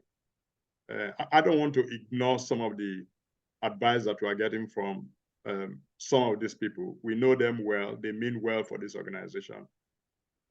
I also understand how irritated quite a number of people are with what we have seen, because some of them have been here for long enough to know that this is just nonsense that we are going through. Having said that, if there is a way that we can get a motion to the effect that we want to reconvene, we can fix that time for reconvening. In the interim, this group right here and now can pick from amongst us, not necessarily exclusive to the past president and trustees. And we will put it on who said they spoke. I think Unamdi spoke with Alex and one other person. They will have the interval between now and when our next meeting to convince all of us, including bringing Alex to the table for the negotiations that some of them are still hoping, and maybe rightfully so, that could come. We have exhausted, at least up until this point, the opportunity to have that kind of dialogue with Alex. I know exactly how many hours was involved talking with him 2 days before his TROC meeting. And that was more important to him. That was, of course, like we have said here, that was at the time we decided that, you know what, he's done his own, let's provide leadership for the rest. But it's not about us. It's about all of you that are present here today expressing yourselves. We're not going to walk away from what you want. If at the end of the day, it is still give it one more chance, it's hard work, I must tell you. I personally, I was president 12 years ago, call it retirement or whatever. I don't know, I shouldn't be doing any of this. And I know it's the same for everybody who was involved in the last several weeks. It's just that with what we know, we're just not going to sit down and allow this to happen. So at this point in time, I am thinking, maybe that's where we should be pivoting. Can we get a group from here, set a time limit when we will come back and reconvene, set them with the task of now getting to this man to let him understand that this is not about him. Like so many people said, it would be so easy if the man realized it, because all he needed to do now is take himself out of the equation, and this thing is, voila, this thing is done. I don't know that he's capable of doing that. I just don't know. But give it a try. That's what you guys are saying. I will be open to it. How we are going to go about it, we need to sort that out right now. Thank you, Dr. Patrick Egbe.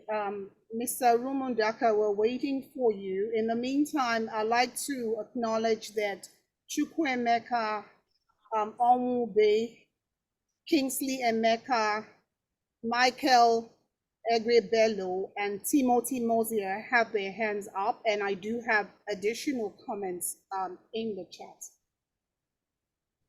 How would you like to proceed? So the people who have their hands up, could they speak? And time is fast spent. We've been on this for 2 hours now, and I mean, it's worth it, honestly speaking. It's worth the time.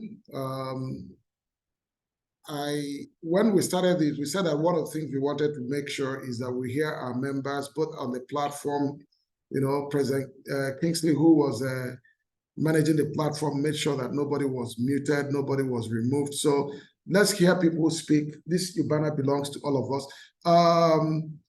UBAANA Ongbe, I don't have, that's the highest title I can give anybody this night, is to remind you that you are UBAANA. Please, if you could unmute him so that he could make his contribution, but please, 3 minutes. You have the microphone, UBAANA Ongbe. Okay, thank you so much. Great UBAANA.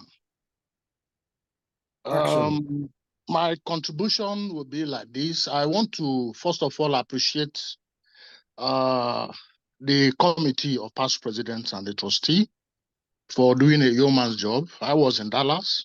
I saw everything firsthand, and I made concerted effort on my own to approach Alex and his ESCO to avoid what has just happened to us.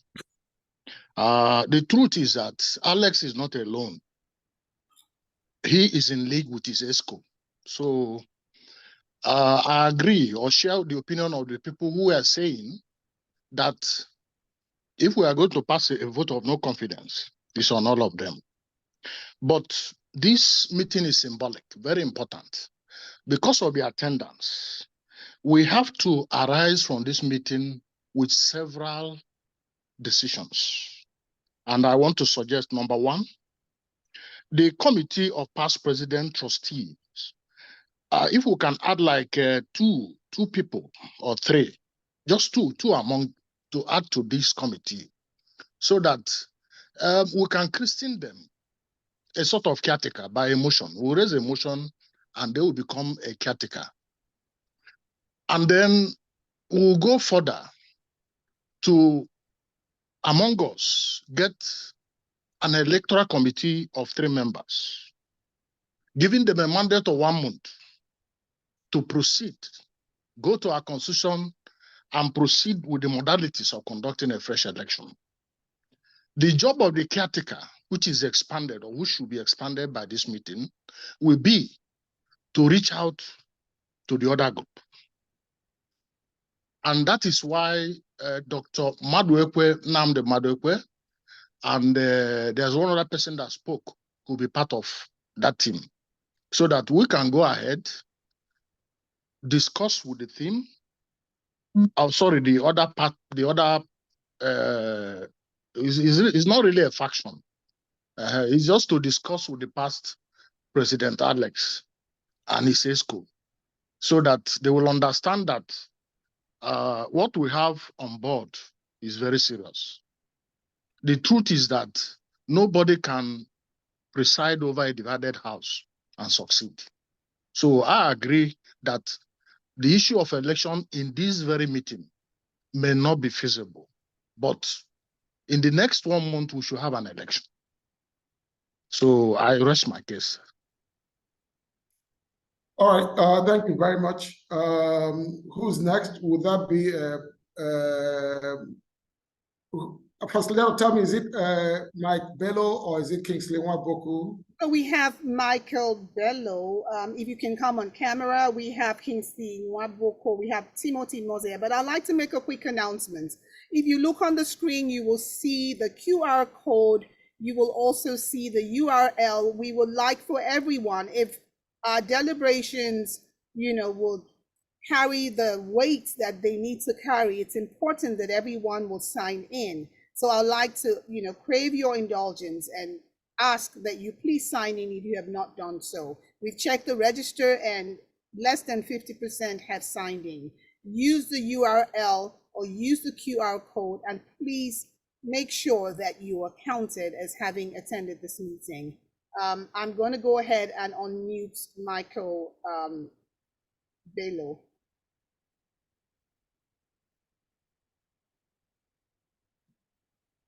You're muted. Go ahead. Can you hear me? Yes, please. Yes, good evening, everyone. My name is Michael Egrebelo. I'd like to thank the Board of Trustees and the past presidents for an excellent job at trying to engage everybody and all the work that has gone on behind the scenes. It's amazing. I just want to say that good leadership listens. I think that's one of the things we have missed with Alex and his group. They were in front, but they were not listening. Instead, they were channeling towards an agenda which till today I am still very, very confused about. Because the reason why we gather as UBAANA is the interest of University of Benin. However, we have gotten to this point where the consensus around the table seems to be, we want one UBAANA. But what we want is an UBAANA that is led by people who show integrity and show that the reason why they're in front is to help University of Benin and nothing else. The fact that the VC has also sent a message through one of us suing for peace, I think those are things that we should consider. The fact that we have a few members here who think that perhaps one more engagement with Alex might move us in the direction of him understanding that he is the one who has everything in terms of keeping UBAANA as one and for us to sue for peace. I think it's worth us chasing that angle. I personally was involved with the TRC. They called me to the meeting, and that was the first thing I told them. I said, if you analyze the problem we have in front of us today, there is one person who can solve the problem. It's not the TRC. It's not even the executives. It's Alex. You know, I don't want to go religious. I quoted a simple one from the Bible where one of the disciples of Jesus Christ cut off somebody's ear. What did Jesus Christ do? He amended the fences immediately. And that's what a leader does when he sees that the ship is being derailed. So I support all the last 10, 15 minutes of speakers who have spoken, who have talked about us suing for one UBAANA by doing one more consultation with Alex and whoever it takes to come to the table to help us move in that direction. But at the same time, there should be a clear message that if the issue of integrity shows up again, the unwillingness to want to dialogue, then what is the next move? Chris has suggested the vote of confidence. I don't know how that could work, but I think that the voices of the 77 people who came into this meeting should actually be heard today. I'm curious to know if there was a way that we could use this poll today to kind of solidify that meeting. I was just thinking about that. Maybe we can say, okay, these are the resolutions from this meeting, and it was supported by X amount of people, and maybe Y people did not support it or whatever. But it should be bringing Alex and a few other people who can unite us together to the table. And then if that process breaks down because somebody is just being unreasonable, then we move on to the next stage of how, okay, can we adjust leadership for UBAANA so that we can achieve more together? That's my submission. Thank you. Thank you very much. And then, is it Timothy? And then after actually, Nwaboko had his hand up a long time ago. So I don't know if he's still on. But if Nwaboko is still here, he probably should speak. Yeah, Nwaboko, I don't know who he is, but he had his hand up for a long time. Yes, Nwaboko. He has the microphone. Go ahead. He has the microphone. Great, Uniben, great. Oh, y'all hear me? Yes, we hear you. All right, great, Uniben, great. All protocols duly and succinctly observed. My name is Chukwemeka Nwaboko Kingsley. Kingsley Emeka Nwaboko on the platform. Thank you for giving me audience. Let's be brief and succinct. Number one, I want to support Onomselo Duba's option that we must do things constitutionally. But what's the constitutional thing about it?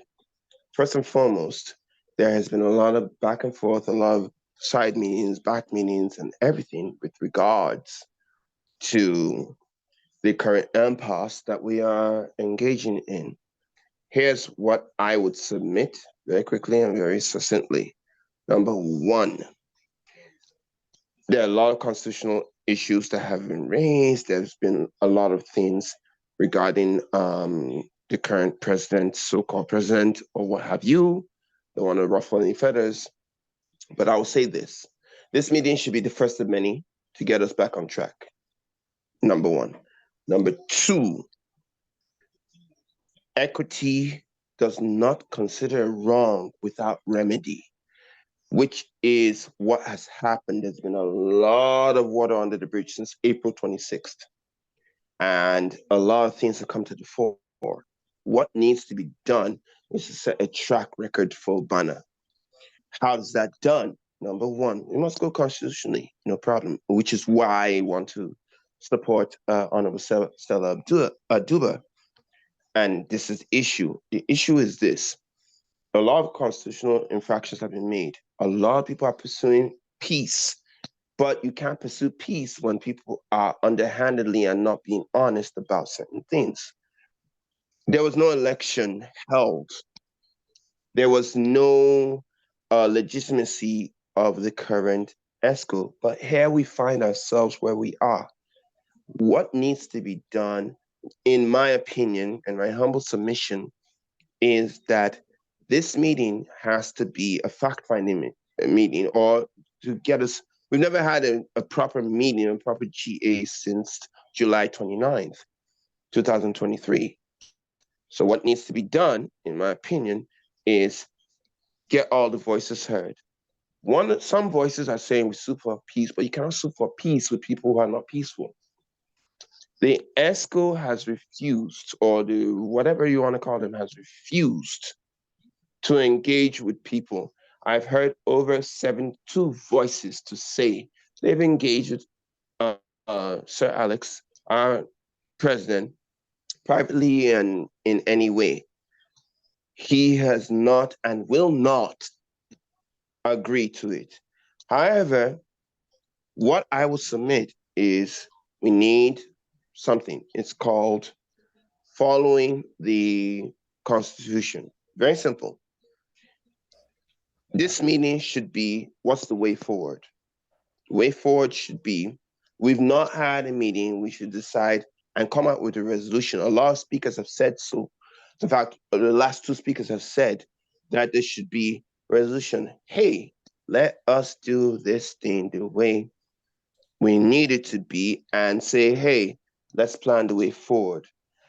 For elections, no. Following Constitution, yes. But elections should come after we have guidelines. This is one of the first since July 29th. In fact, since April 26th, when there's been a whole lot of issues engaging. There's a lot of things on the so-called general forum that they don't want to hear it. Here's the thing. There's a saying. When you see a man dancing on top of the river, somebody's playing music below the surface. What is it? It's called cause and effect. There's been a cause of a problem in our what they call in our association, and the effect is not addressed. You cannot have peace with people who are not peaceful. What I would like, or what I would suggest, if I may humbly do so, is this meeting is to engage everybody. Life is about people. Money making is a social activity and success is shared. Life is about people. Why I say that?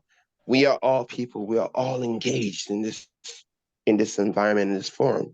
We all need to be engaged. What's the way forward, in my opinion, so as not to take so much time? Yes. We gather there's various suggestions, but one suggestion holds clear and true and very succinct is we need a way forward for UBAANA. We need to plot a graph for a new UBAANA. Trust me, trust and believe. The current executive of UBAANA is very recalcitrant, very vituperative, very insulting to a very large number of people. They have used their proxies to call various names to people. Please? Thank you. I will, but certain things must be said. And that's why I'm trying to say, I'm going to be very brief, but I must put it out there that I, Chukwuemeka Waboko Kingsley, said this, and this is what I'm saying, that we cannot find peace in UBAANA with people who are unpeaceful. However, we must do it in a constitutional finding matter. I thereby rest my case. Thank you.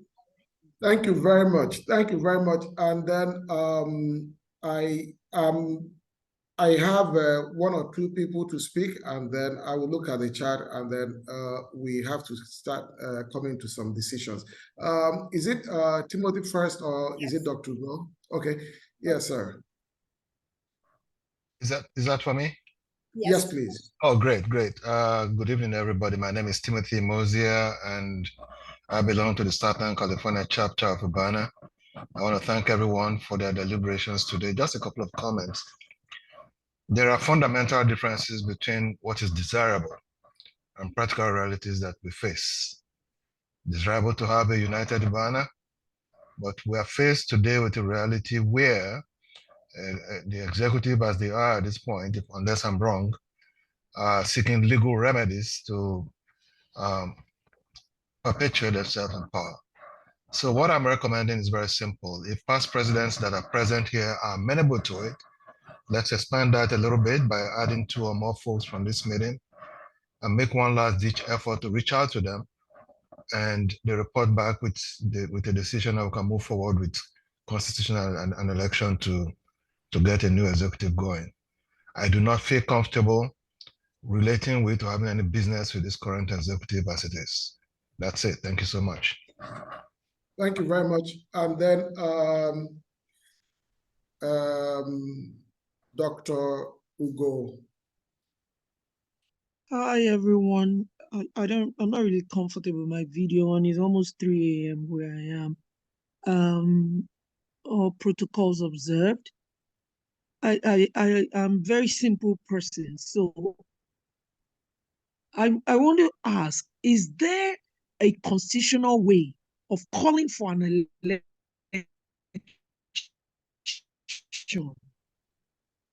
with this current executive and talk with them and come back?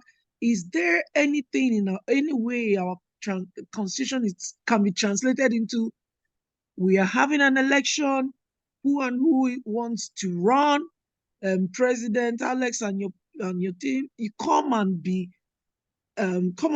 part of an election, you be part of it.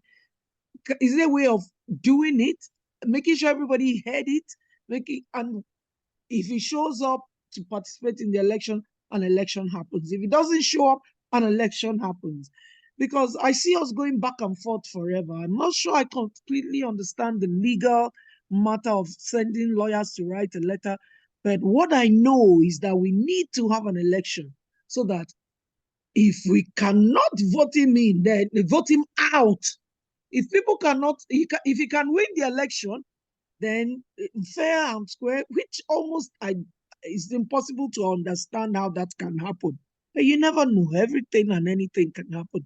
But I think we need an election urgently. Everything else is a bit queried in my own mind, my very simple mind. How do we get an election without any more fanfare? This has gone on for too long. Thank you. Okay, very good. I will allow 2 more. I just at the top of the hour, and then we'll read decisions so that we can close this out in another 15 minutes.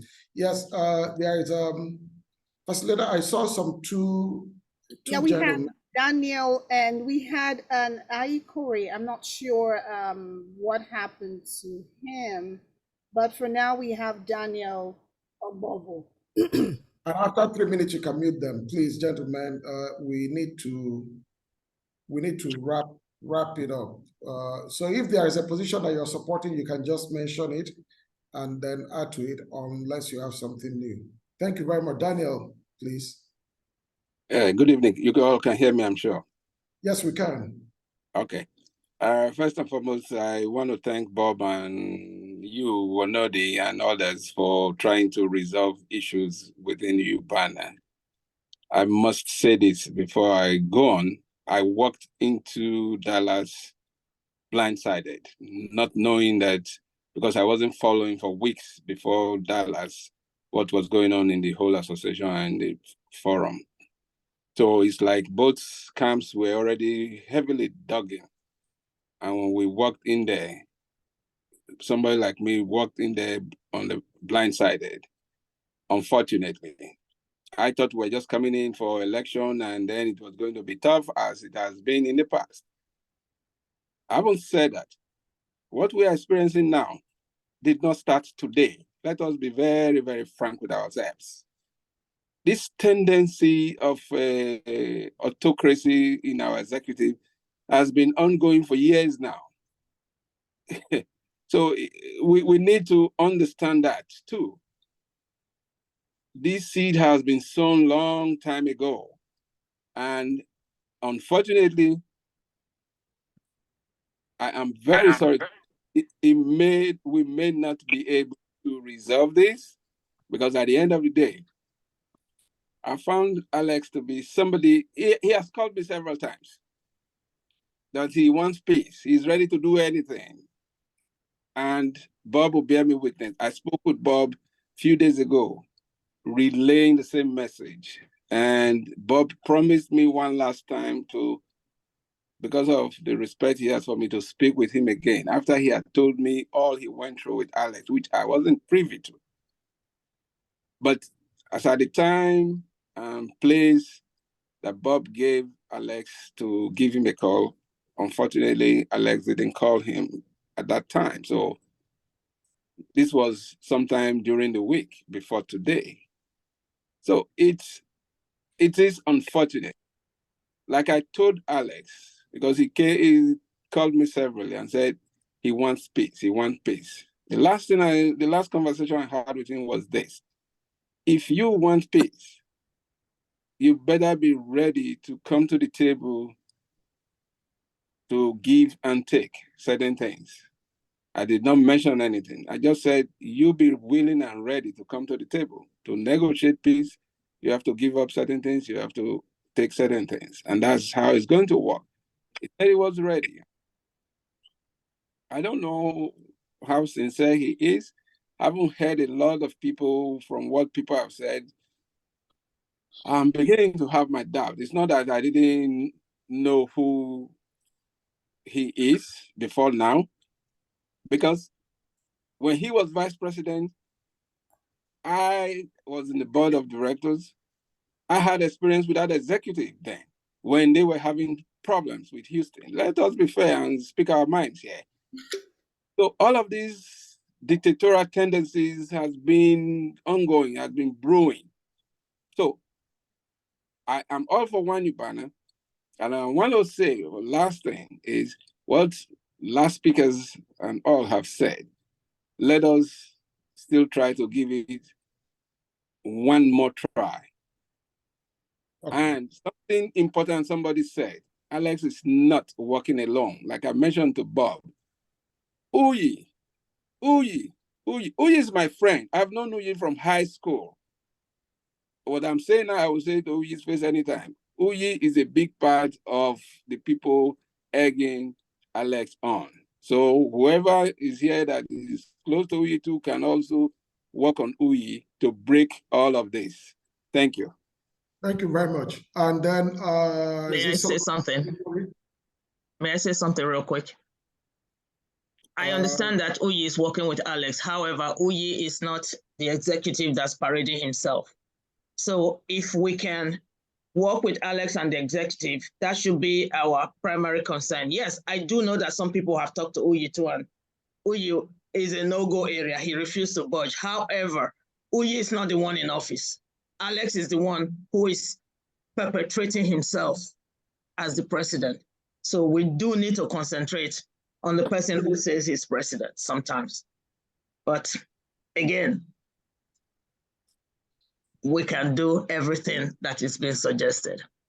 Yes, Edith, with all due respect. Excuse me, please, can we just allow, the observation is noted about former President Uyi, and let me then ask Solomon, the facilitator. Solomon to make has the microphone, and we had one more, and that's the absolute last we're going to take, after which I will read the comments in the comment section.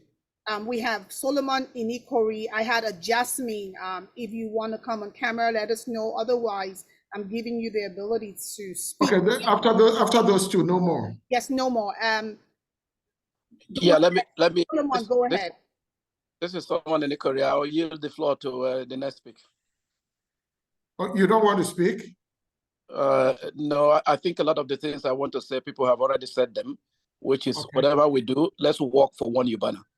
Thank you very much. All right. Thank you for you. So Jasmine. Thank you. Jasmine Abuliman. All protocols observed. I apologize. I can't turn on my video right now because I have my kids and everybody here. I'm not dressed properly. I apologize for that. But I feel the need to chip into, I think it was one of the first questions that was raised about if the board of directors have oversight over the expo. As a member of the board at present, and I believe right here on this call, we have at least maybe 3 other non-executive board members that are here. Obviously, we do not have oversight over the exco. I just want to make that clear to whoever had raised that question at the beginning. And the reason I'm bringing this up is we have to understand who we're dealing with here. When the TRC brought that report and suggested for us to elect 5 more members to the non-executive board to make the board more balanced, President Alex categorically refused and suggested that it be moved to January. And some of us raised some concerns with that because we have this situation going on right now in UBAANA. And if there is a body that I'm looking at in the Constitution that should be in the forefront of this situation, is the non-executive board members. But unfortunately, it's just not happening. I just want everybody to know that. As of date, my name is Jasmine Abuliman, and we have other board members on this call. I have not seen a financial report on UBAANA as a board member. And I just read a letter that President Alex sent out. And I'm thinking to myself, should we as the board be made aware before? Like, there is no communication. We don't know. I don't even understand how that came about. And I'm gonna say this here because we have a Zoom meeting tomorrow in the Carolinas. And one of the issues that is making us have that meeting is an issue of President Alex asking our chairman, Cadmus, to host a reunion and promising to take care of some of the dynamics that will happen in that reunion in the Carolina. So my question is this. Now, the reason I'm bringing this, I want to put perspective for those people that are on the fence of whether this Zoom call is important or not. How do you, as a president, go to a chair of a chapter, in my opinion, to try to offer an under-table agreement just to be able to do what you want to do? That is concerning to me. Even the chairman is a member of the board. He hasn't even seen a financial statement of UBAANA. If the president is promising to provide funds to help with the reunion, where is he coming from? Who is giving him that authority to do that? Who did he tell the members of UBAANA what he's doing? So some of these things, and there are more, but I know we have to move forward. But as a member of the board, I just feel it is important that I bring this to light to understand who we're dealing with and what we're dealing with. Thank you very much. Thank you very much. Do we have another, or is that the last? And I think that is that's all we have. And then that's all we have, and then maybe that's all we should actually hear for now. Would you like me to read the chat or not? Yes, please. You can read them, and then we will go to the next step. Okay, so I'm going to quickly read the chat, and while I do that, I'd like to invite you all to please go ahead and sign in so that we have a record of everyone that was here. We have also provided a Google Doc link in the chat. If you pay attention to the chats, we just put a Google Doc there. If you still have additional, comments or whatever, go ahead, just put your name, put your comment or your position, and let us make sure that we can proceed with the meeting. We have a message from, excuse me, yes, from Raphael Otaigbe. My suggestion is an election for a change in leadership. I stated UBAANA has a confidence crisis with extreme distrust, and the fault lies squarely at the head. If the EXCO refuse to resign, what option does the General Assembly have to conduct an all-inclusive election? Dr. Gloria Damoleku says, a vote of no confidence can be passed today.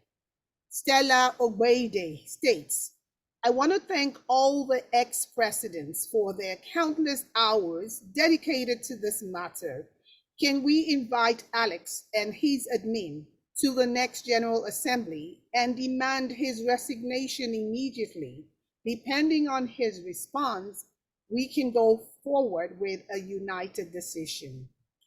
Dr. Efe Aburime says, to legitimize these meetings, please state where in the Constitution you derive the authority to hold this meeting. Again, Dr. Efe Aburime, the fact that you disagree with President Alex does not automatically make him an ex-president. We must seek peace through the Constitution, or we have a constitutional crisis.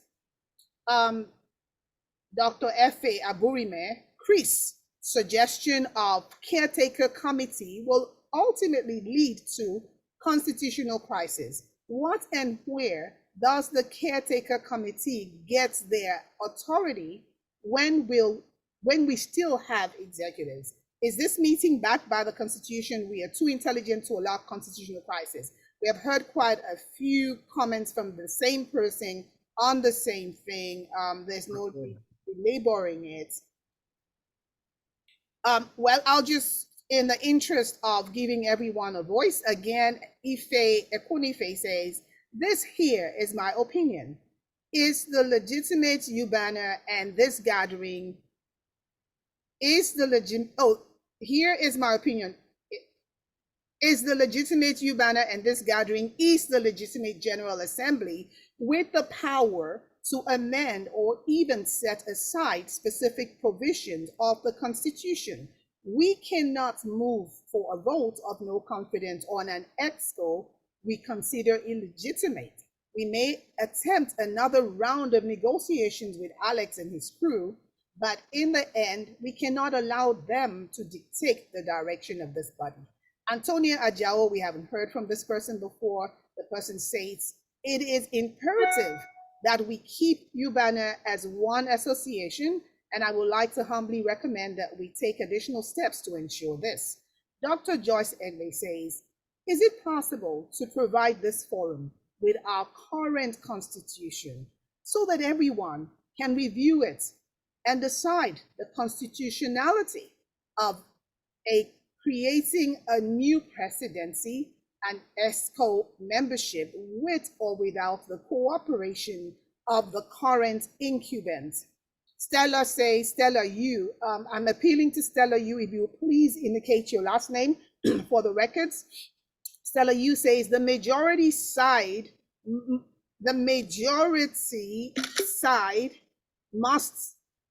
is the side that follows the money. Please address the issue of how we must ensure that our hard work does not go to the unpopular hands. Lionel Osae says, let's move on. Move a motion to reconvene to give our other members the opportunity to see reasons. Dr. Ugo Amayewe says, we were all in Dallas too. That was no fun. We need to have an election. Dr. Efe Aburime states, peace is a two-way street. You cannot want a man's head and say you want peace. Let's stick to the Constitution. Let's stick to the Constitution. Please provide constitutional guidelines that authorize this meeting. Dr. Ugo states, Uyi and other elders like him are giving Alex the impetus to keep on digging in. So we need people to talk to him to stand down. William Ebo Merlin is one of the last few ones that states, this should be viewed as the General Assembly. Our decisions should be binding. Constitution already states this. Robo Rhodes states, number one, thanks to past precedents, 4 of them, but your jobs should not end with an election or a governing body. You have stepped in to do something great. Please, your greatness should include 1, merging UBAANA as much as you can. 2, identifying the cracks or loopholes that have allowed this impasse to happen. 3, identifying the areas in the Constitution that have been used to perpetuate all these issues. 4, creating and maintaining a role for past precedents. Michael Phillips states, Chinwe Michael Onwumene, I'm not sure, maybe that's their full name. And that is all that we have, and that's all we're gonna take as far as feedback as I turn it back to Mr. Rumundaka. Okay, thank you very much. And for people who have raised questions about how we come together, and I think that the last speaker, Jasmine, who is a member of the board of directors, had provided what I talked about, the information, buttressing what I talked about, that there is a total gap in leadership of the organ that has collapsed to this point. And the doctrine of necessity has brought all of us here. How many people do we have here? As at this moment, we have 73, but we've had at least 90 people come through the meeting, signing in and out. So we have 73 at this time. Okay, so we have to reach some decisions. The very first thing is that 77 or 73 UBAANites who are here right now should, by show of hands, confirm that this is a duly constituted General Assembly that is ready to take some decisions taking UBAANA forward. Please vote, and let's see what we have. Please do raise your hand to confirm that this body of UBAANites have come together to form a General Assembly that is ready to take some decisions. That's our first motion.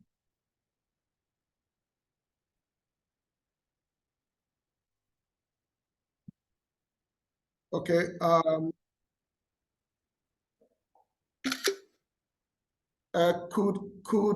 Yes, please, everyone. Robo Rhodes, Nabdi Madagre, Gloria, please, could you, Rose Ebony, Francis, Chris Ifedirah, could you please? I know that we could do the poll, but will that take time? And if we have people raise their hands and then you can just catch a screen of that. Yes, we need more people. We need people who have they moved away? So one challenge I want to make sure we're not having, is there any person that is not able to identify the raise hand icon? Send me a chat if there's any person who is having a struggle with how to raise their hands. Because I see Chris is using a different emoji and I don't know if that means, I don't know what that means. So if you're having any challenge with the raise hand icon, send a chat. Otherwise, would you like for me to capture this, or how would you like to proceed? Well, I think that the list is to capture it. Okay, we do have the option of the poll, but let's start. If you can put the poll, that's fine. If you can put the poll. Okay, so we are going to just quickly do a poll. In the meantime, I ask us to just remember. Raise your hands. If you can raise your hands, that would work. Okay, in the spirit in which we are gathered, let's just listen to while we put the poll.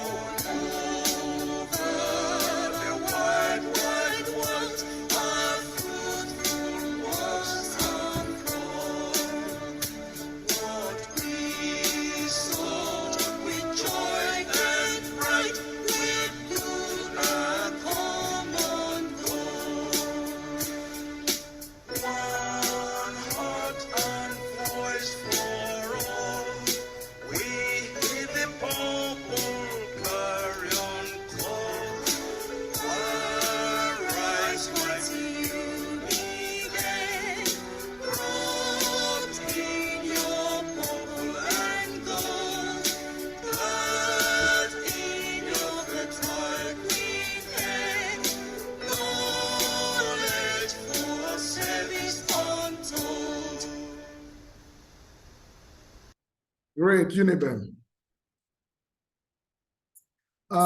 So now we have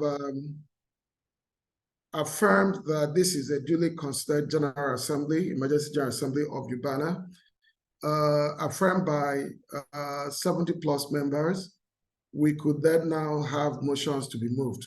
From what I've heard is that one, today is not a day for election. We want to extend and consider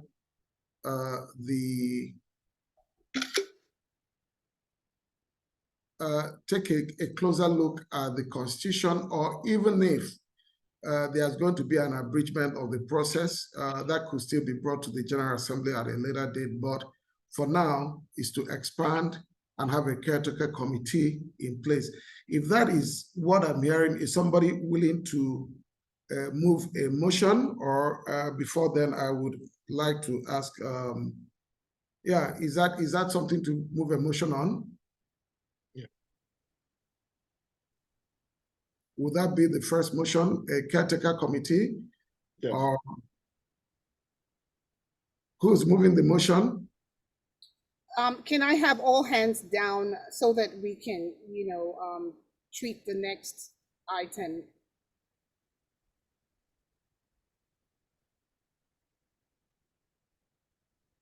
Let's have all hands down, thank you. We still have a few more hands.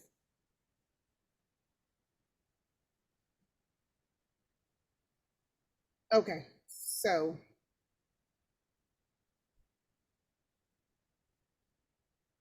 We can start on a clean slate now with whoever. Can you please hold on before supporting the motion? Now we have a clean slate. Go ahead, Mr. Rumundaka. Okay, so the very first thing is that this General Assembly is saying that the first motion is that the UBAANA and the General Assembly should exhaust efforts to keep UBAANA one. That is, everyone wants one reasonable UBAANA, and that efforts should be made to keep it one. That is the first motion. I think that to a large extent, that is a unanimous motion that might not require vote, but if there is a need for affirmation, then you can put that in the poll. The second one, and then let somebody move for the motion, and then it will be adopted. If that is so, that is a soft one, but it's important that the sentiment of everyone is that UBAANA should remain one and should do everything to bring everyone under the table, whether they're justifiable out or otherwise. But in a family, when people go astray, maybe they're given opportunity to come back. So that is the first thing. And also the House recognizes the appeal by the Vice Chancellor, and that will be on record, that apart from what UBAANA members had spoken, that also reference is being made by the appeal from the Vice Chancellor, that as part of the contribution for this motion. Can I interrupt you for a minute, please? Please do so. So we do have a few concerns. Solomon Inikori states the 70+ members did not vote to affirm. Half of the attendees did not vote. That's what he states. Mary Akigbe says some hands were raised and some were not raised to support that. This is a duly considered GA. Solomon says you also need to take a vote of those that oppose. That is how every meeting should run. So I don't know how you want to handle that. Okay. You can put the poll, and the very first thing we have to do is to affirm people who are still in the room, right? Because if people have left their thing on and they're not here to respond, then we know that they're not part of it, right? So we know who are responsive and who are not responsive. Okay. Yeah, because some people have logged in and might be attending to some other thing, right? So if they're not affirming, it doesn't mean that they will not have affirmed. So maybe, on the other hand, we want to see people who are opposed to it. Let's just go ahead with the poll. I thought we were already doing that. No, we can do a poll of the people who are opposed to it so that we know that they're not. Okay. Yeah. Okay, so should we do that? Let's have the hands down, and I'm going to launch a poll. The way it works, the poll is going to give everyone a chance to say yes or no. And that way we could just have, fair data, okay? So if you are... Because, okay. Yeah, it's right. So that we have that balance. So is this a duly constituted General Assembly? Should we proceed? That is the question. Is that the correct question? Yes. Do we feel, that we are ready to take the decisions going forward? Yes. Okay, so I am going to save this and just give me a second. You will see it pop up on your device in just a minute. And all you need to do, if you're saying yes, check yes, and if you're saying no, check no. Okay.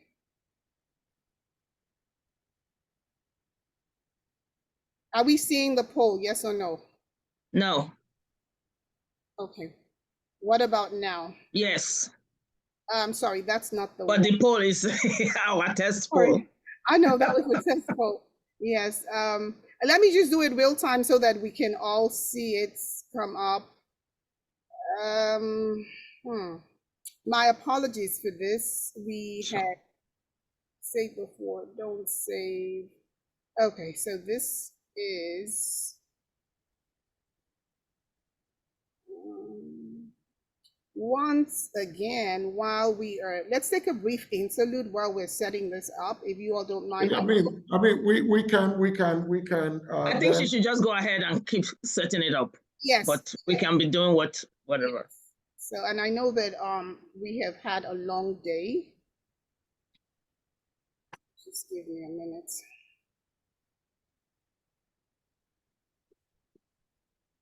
Okay, so this is saying GA proceed.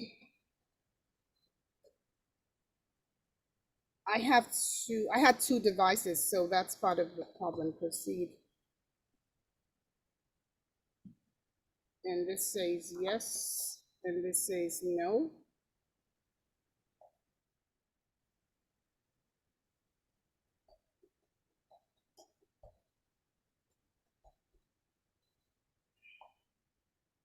Okay, and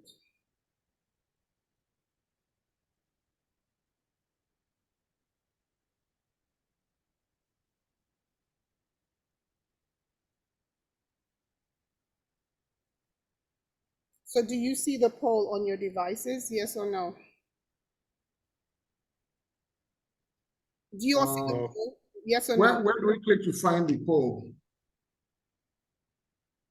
It's not showing on my end either. Okay, It it's should just supposed to show on your device. Let's see.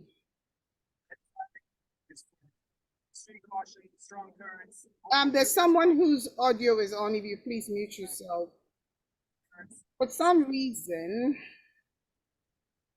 it's supposed to be showing. I don't know why it's not showing.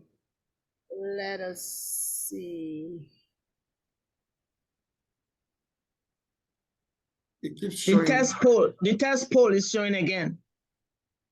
Yeah, that's curious. I mean, I'm curious about why that is. No. So you have to go back. There are 4 items, and then I see GA ready or not.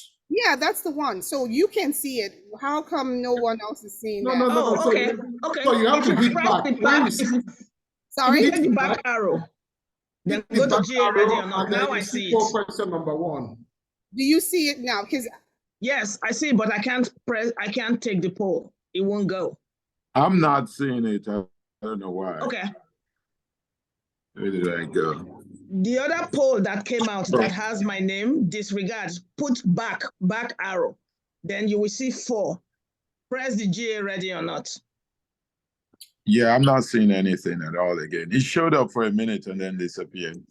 Oh, okay, yeah. Now okay. we're back. So press the back arrow. I got it.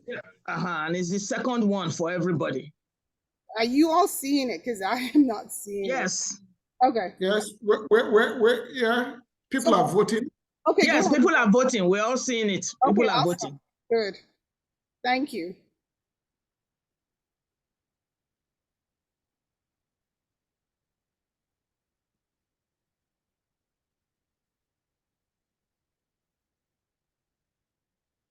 So do we all, does everybody have access to the poll? Yes, we can see it. Yes. I don't see it. It's saying 49. Hit the back arrow if you can see the Hit the back arrow if you can see the poll that has Ojo on top.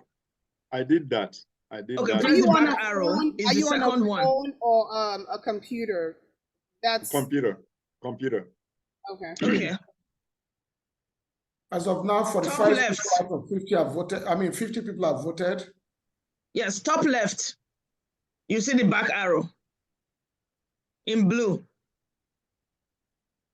Click on it and it's the second one. No, I actually don't see it on the screen again. It went off. It went off on my screen.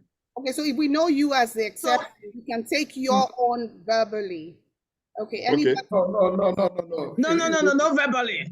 Okay. 50 out of 58, 87% voted. I think that's better than taking verbal. Okay. Yes. Because right now we have 90% of the people here who have. Okay. Yeah, 50 out of 57. So we can use that. No, so, I mean, we have 45 out of 50 that have voted yes, and 5 out of 50 have said no. So it's 90% against 10%. And then the number of people who voted in all is 50 out of 57 that participated in that. So I think that settles that, and then we can move to the next item.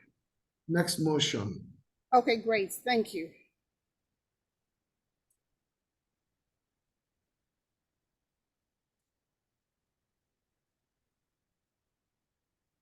So the next motion is the motion that the members at this GA is voting and sharing the sentiment that UBAANA should remain one without fractions, irrespective of what is driving each party, and that there is a need to do what is necessary to accommodate everybody. Majority of our members spoke to that, and in the same vein, we were informed that the VC also, who had always been very supportive of this association, made a pitch that effort should be made by members to keep everyone under the same umbrella, and we just need to affirm this as a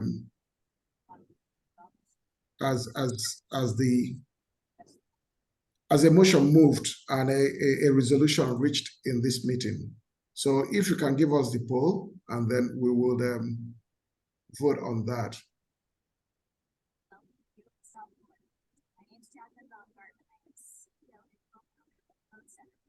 Dr. M, you are muted. Does that state keep UBAANA as one, yes or no? Is that what we're asking? Yes. That's fine. Yeah, yes. that's fine. We understand. Okay.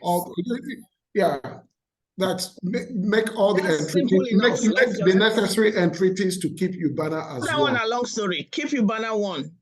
Yes or no?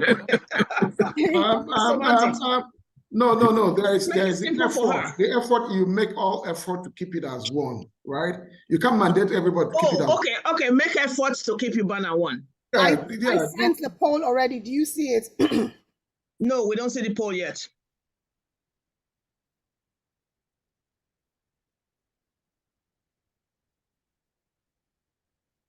Okay, we see it now. Again, guys, press back arrow. So this will be, the first one on top.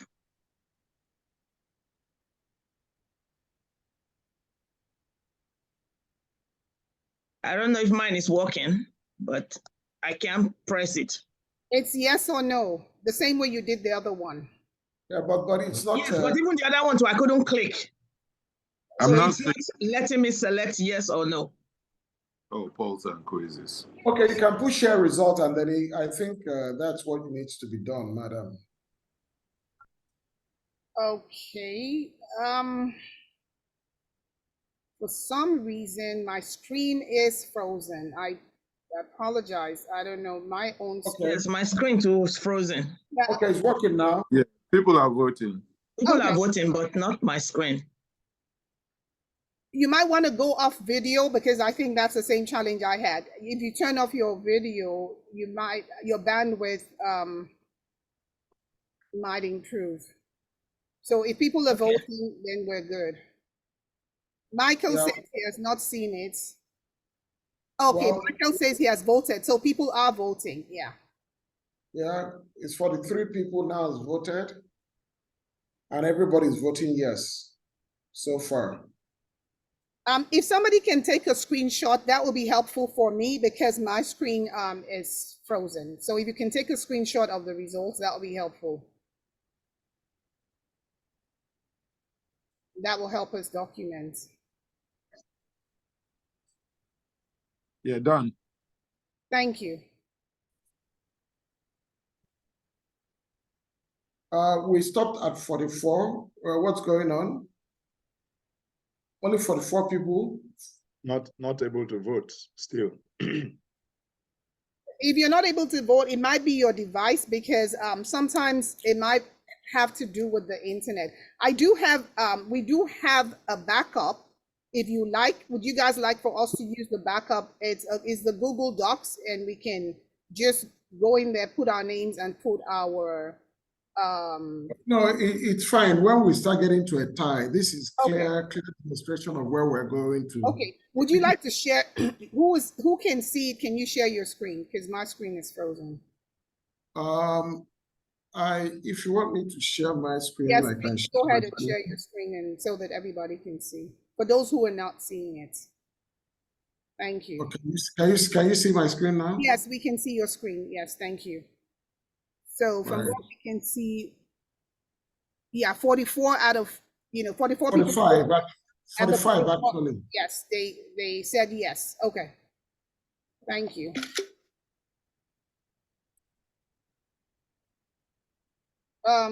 You have the microphone, Mr. Rumundaka. Right. So the next poll, and this is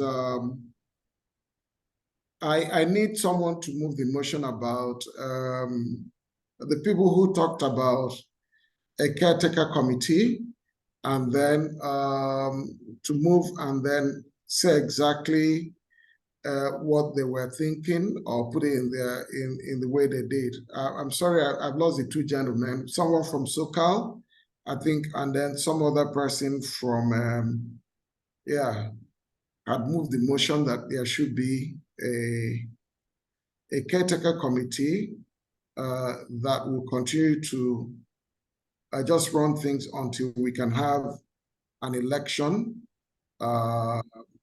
in accordance with the Constitution. One of those gentlemen, his name is Chukwu Owumbe. Chuks Owumbe. Chuks Owumbe, yeah. Or Stella also moved. Stella moved a motion about staying in line with the Constitution, and then Because those are two different things. One caretaker committee, the other one Constitution.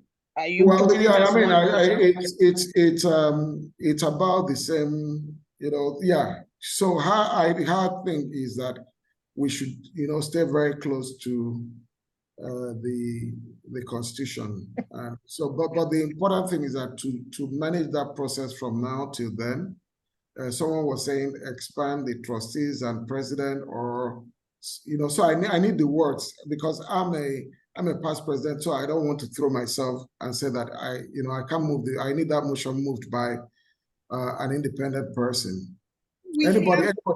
I'm just sorry to interrupt you. We have Mr. Okay, Owumbe has raised his hands. Maybe he wants to speak to this. And we also have Cooper, and we have Sagreg and Naholo.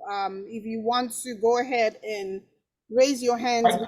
I can see Chukwuemeka Owumbe. Yes, he's unmuted. Yes, go ahead.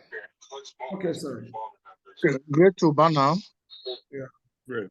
In the spirit of what we are talking about, and that is the doctrine of necessity, we have a crisis at hand. So there must be a way out, and the past president and trustees have provided the leeway space. So I am moving, and I want it to move with me, that a caretaker committee be set up. And that caretaker committee primarily will consist of the committee of past presidents, as we have here, and the trustees, and trustees, and probably 2 additional members, so that their function primarily will be to make sure that the gap or the space we have now, or the vacuum we have now, does not exist. They should exhaust all means of making peace, bringing UBAANA to one table. And the committee will last until there is an election and a new executive is properly constituted. I so move. Can somebody second? Okay. To recap, this is a caretaker committee. This caretaker committee would extend consultations with anyone outside of here, points of interest, at least to try to keep UBAANA one. And and making sure that people who qualify could participate in the leadership transition, right? I think that's primarily it. Exactly. We do have Cooper and Solomon in Ikori. They have their hands up. Yeah. Okay, let them speak and let me know whether they're supporting or they want amendment to the motion. Right? Are you seconding the motion or you're proposing an amendment? I am seconding. This is Cooper. I am seconding the motion. Okay. And I was about to just say you cannot amend until one is seconded. Then a separate motion if you want to amend. So Cooper has seconded, so that one is done. Yeah, so that is the motion to add. So let me put it. Is it 2 people to be added to the group that is there? What have you? Okay. I think I was muted. So 2 people to be added, and is the motion carried? And if it's carried, are we going to do the nomination as it is? My preference would be at least 1 lady and 1 gentleman. But we need to move that motion and carry it and then do the nomination. So the poll then would say, constitute a caretaker committee of trustees, past president plus 2 additional persons. Yes or no? And the caretaker committee will be until there is an election of a new set of executives.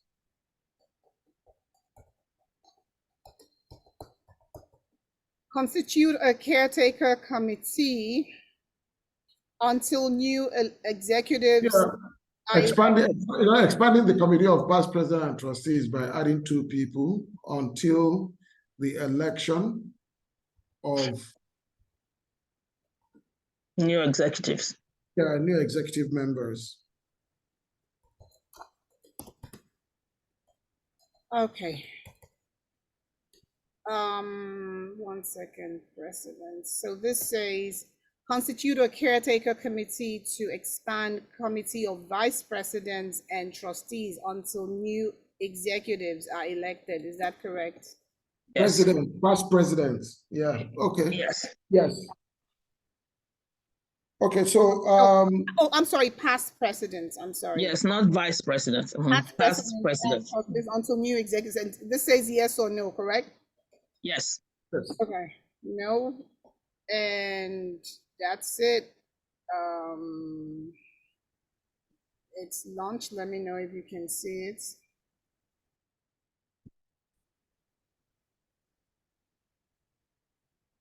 Is anyone able to see it?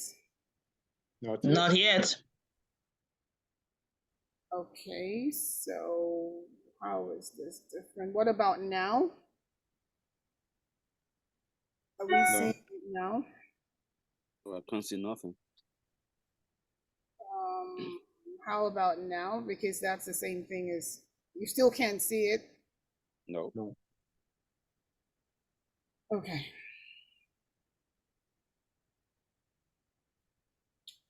Can we use the backup? Because for some reason my screen is frozen. Can we use the? Okay. What's the backup?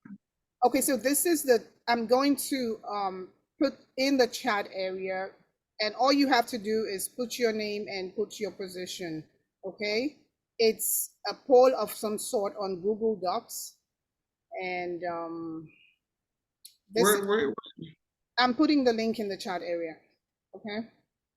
So concerning this particular motion, please go ahead and. What did you do that made it not work again?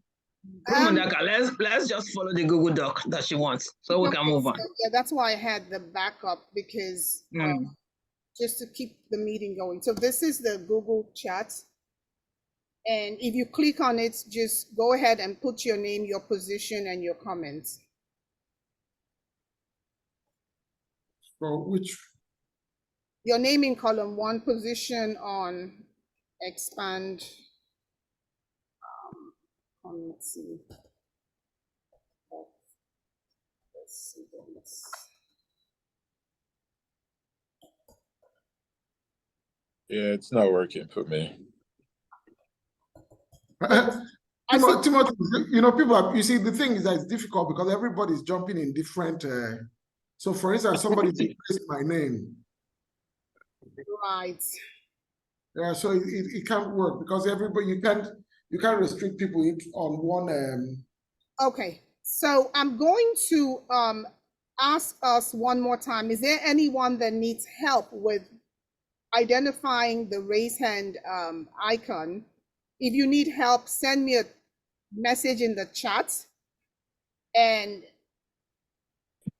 if not, Mr. Rumundaka, let's do a vote by electronic raise of hands. Okay? Anybody who has a challenge with that, let us know in the chat area. People already raised. Can you put the why can't we use the reaction icons there? Yes or no? That's up or down. No. I mean, if you click on the reaction something there, there's a sign that says yes. There's a sign that says no. Exactly, up or down. Like me now, see, I have a yes on my column right now. Yeah. Why can't we use that? No, we can use that, but the thing is that you have to do it for both ways, right? So if you do yes, then after that you do no, right? Okay, I mean, we can. No, why do you want to do that? You can do yes or no. Yes or no. So if it's a no, do a thumbs down, yes.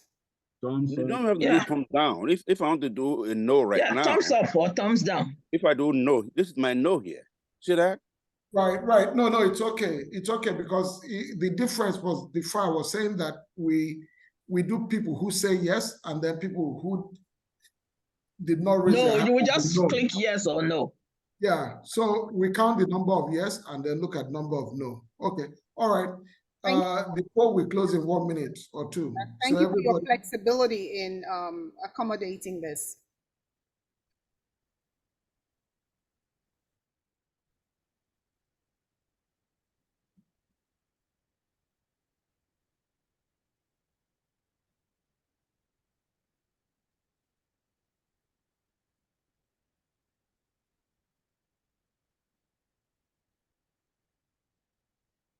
We're asking everyone to show by reaction, raise hand or reaction, yes or no, thumbs up. Some people have X. So we assume that if it's a green check, that's a yes. If it's a thumbs up, if it's a yes. If it's a raised hand, it's a yes. Mr. Rumundaka, are you there?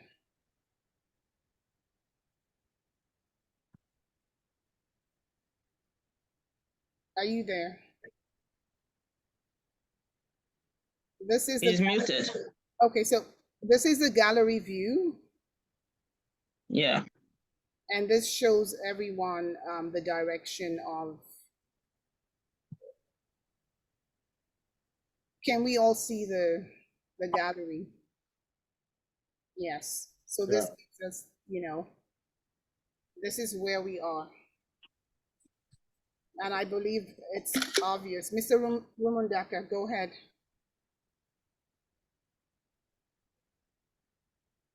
It might be that his network, I don't know. Yeah, let's just give him a minute. Okay. No, I'm here. Okay. So you can see on the screen what the direction of the votes are. I think it's pretty unanimous. Yes. I don't see any dissension. It might not have been everybody that voted, but overwhelmingly everybody said yes to this. So the next would be the nomination for the individuals. My preference or my suggestion for people who nominate is to consider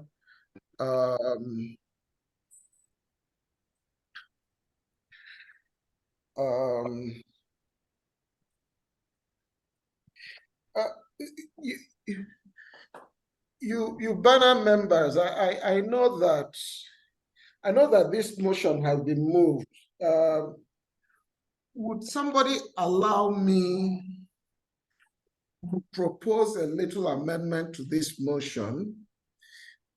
Actually, I'm thinking that maybe instead of 2, we can make it 4 more people so that we get a little more spread to balance the number that we're already in here. We're already 5, and 2 people is nice. It might not be unwieldy, but if we expand the committee, then we'll have more people inside.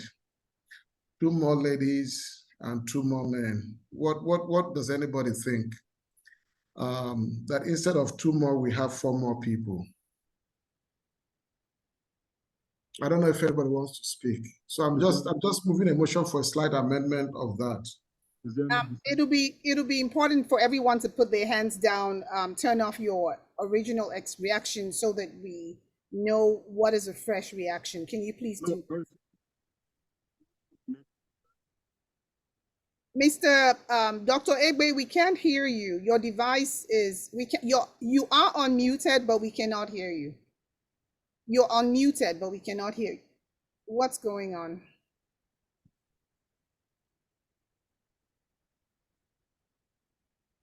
Dr. Egbe, we're not hearing you. Okay, maybe now we can hear you. Okay, if you can hear me, I was just saying that if there's any dissension to what Rumundaka just said, can the person just speak up so that we move on? If there's no dissension, it means we agree for the 4 people and we go on to do the nomination. Any dissension? Yeah, may I ask a question, please, if you don't mind? Yes. Now, it looks like we're trying to form a caretaker committee, is that right? We voted on that, yes. Okay. Now, what did the Constitution say about that, the caretaker committee? What did it say? This is the General Assembly. The General Assembly is come together to constitute and find a way out of an impasse that we have. That's the General Assembly is the highest ranking body in the Constitution.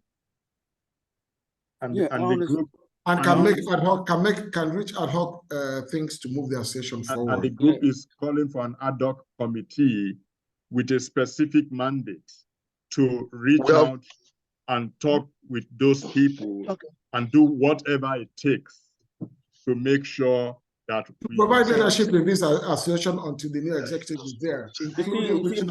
We have already voted. We have already voted. I understand that. Hold on, please. You should have seen that before we voted. Let's hear him. Okay, go ahead. Let's hear you. Now, I asked the question. Who is speaking though? It's a Naholo, Greg Naholo. Okay, Greg. Now, the question I asked was, what did the Constitution say about caretaker committee? That's 1. Number 2, I know you just said the General Assembly, I know, is the highest policy-making body of any association. I know that. But we should not in any way try to abuse that. By coming here, and maybe if we know that is the highest policy-making body of association, we cannot just come here and maybe put the Constitution aside and say, well, the General Assembly said we should put the Constitution aside, let's do what we want to do. We still have to follow the Constitution. Greg, I will just answer. We can't hear you, Mr. Dr. Egbe. We are not hearing you. Can you hear me now? Yes, we can hear you now. Yes, Greg, I was just saying to you that there is nowhere in the Constitution that any caretaker committee is referenced. It is the same leadership vacuum that we have that is making this necessary. So we are calling a GA now. GA in their wisdom is saying, can we expand this group a little bit to include people from the floor so that at least it's not about presidents and past presidents and trustees, is also inclusive of people who have come to this meeting. And that is how random and transparent that is, so that the mandate also is clear by the person who moved the motion. Make sure you do everything, put everything on to talk to those people on the side. And one way we can guarantee that we are doing what you guys have asked us is getting 4 people to bring everybody in to join us and do that work. Okay. That Thank you. is it. Four people to do this, and as your chairman, I'm just providing a guide and asking that the nominations be done on gender lines, chapter lines, and whatever we can to bring diversity to as we have it. So I would then ask for nominations if you want to raise your hand, and then we'll see it. I would not consider Chukwuemeka Onwube, and who already has his hands. He moved the motion, and then he would let other people participate. So who have raised their hands? No, the motion was taken, right? Yeah, you just adjusted the number, and we didn't get any dissenting voice. Can we just take a vote on? Can we nominate the people? Go ahead to nominate the people.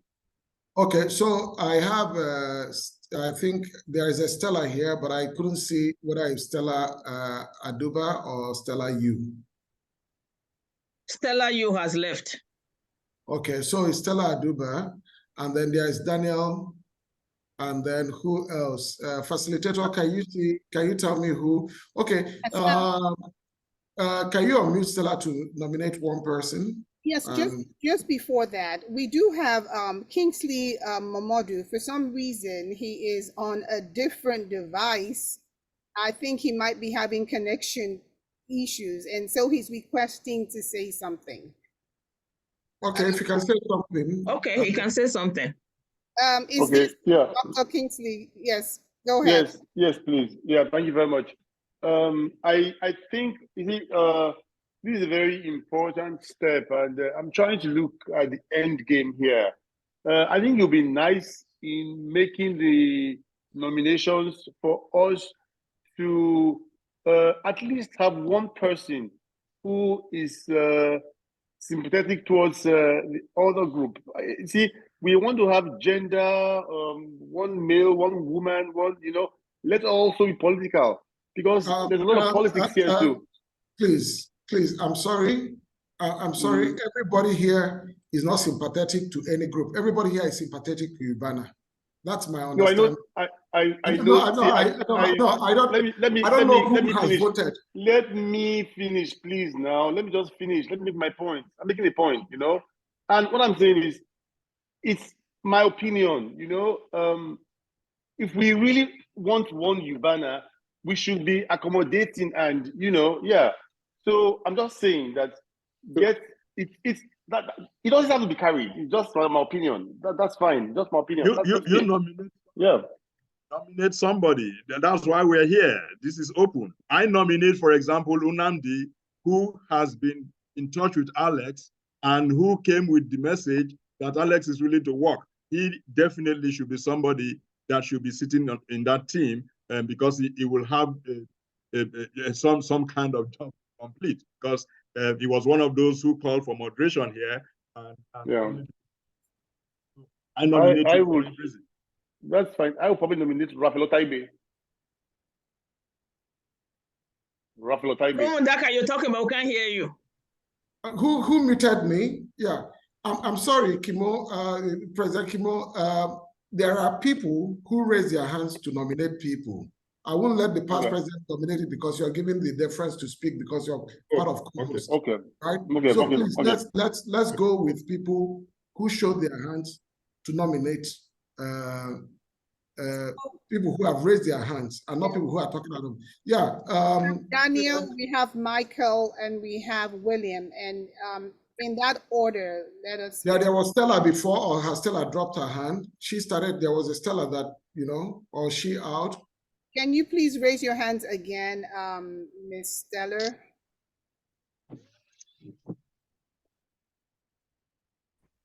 Okay, maybe she's no more there. Okay. Daniel. Okay, I want to nominate Mr. Osagai from Chicago. Oh my God. Mr. Who? Mr. Lionel Osagai. Lionel from Chicago. That's actually a good nomination. I like it. Okay, and then yeah, Mike Egre, Mr. Mike Egre.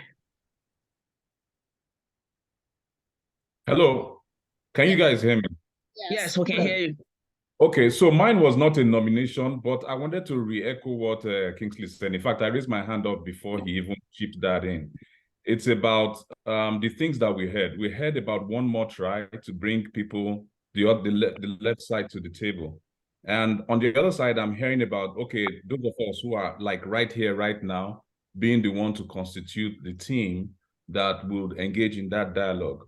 I think we need to think very closely about that. One of that name was mentioned, somebody who it appears like if Alex was sleeping at 12 midnight and that person spoke to Alex from wherever he would hear, which is we, you know. So if we really want to get peace, we must get people on that side in front of that would be the Uyi may refuse to join because he refused to join other things. I'm not talking about him particularly. Let's not miss the point. I just mentioned Uyi as one. I'm just saying that we need to find a way to get somebody on that side, Alex's side, I meant, in that team as well, right? So that it will be seen that adequate consultations were done. And we say if that does not work, then we can move to the next step, which is to forge an election ahead, you know, forge ahead with an election of people to lead the association. That's just what I wanted to say. Okay, thank you very much. And I think that you cannot nominate people who are outside of this particular meeting, right? So is it people in this meeting that you want to take their sensitivities, bring them in, and then and see the value they can bring. There are people who have continued to reach out to Alex and his people trying to bring things. So they're here and people nominate them and they will reach out and talk to people outside of there, but we cannot nominate people who maybe because they're aligned to Alex are not here, right? This is the General Assembly. These are people here, and anybody you nominate has to say yes. We have Stella is unmuted. Yeah, okay. Stella? So I would like to, okay, hi, this is Stella. So I would like to nominate Dr. Tim Mosier from Southern California chapter. Okay. Okay, and this is Stella Ogbede? Yes, this is Stella Ogbede. Yeah. Okay.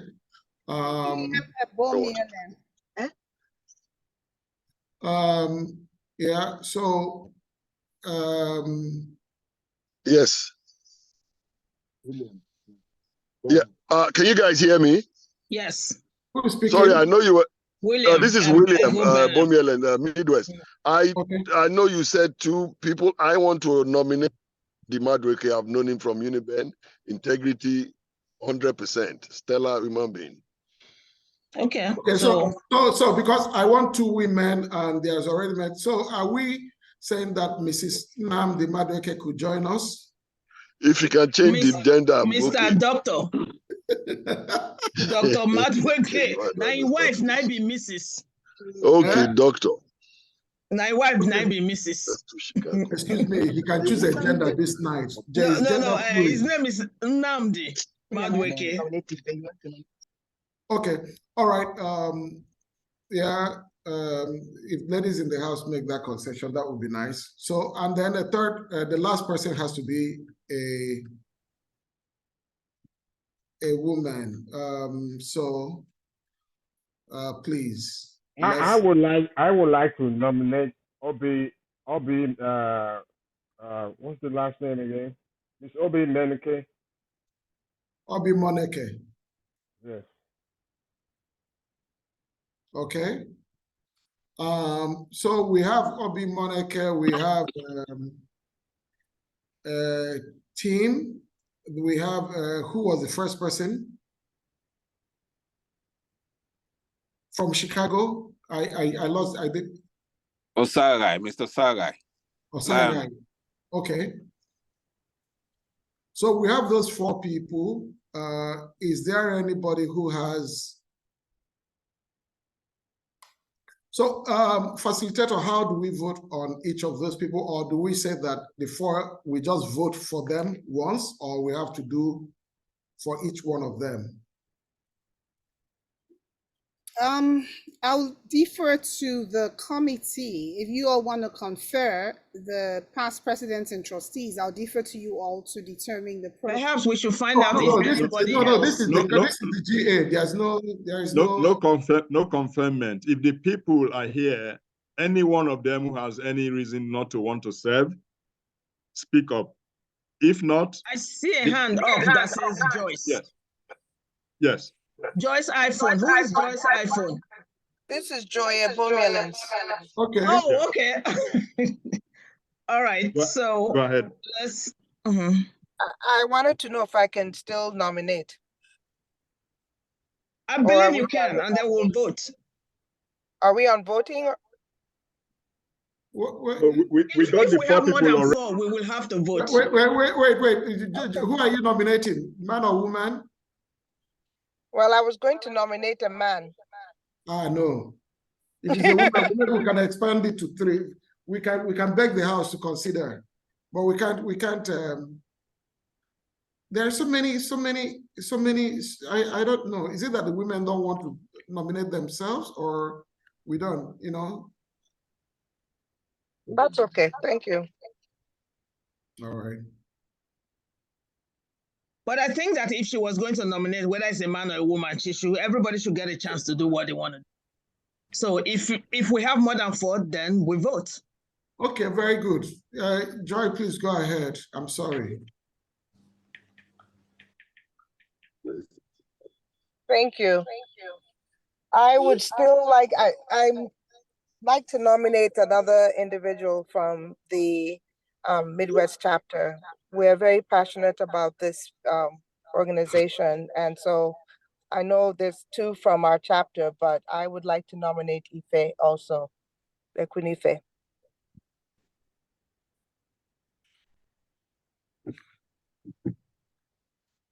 Okay.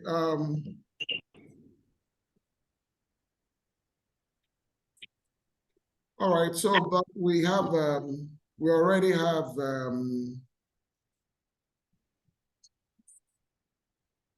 we already have 4, and then we already have how many from Chicago?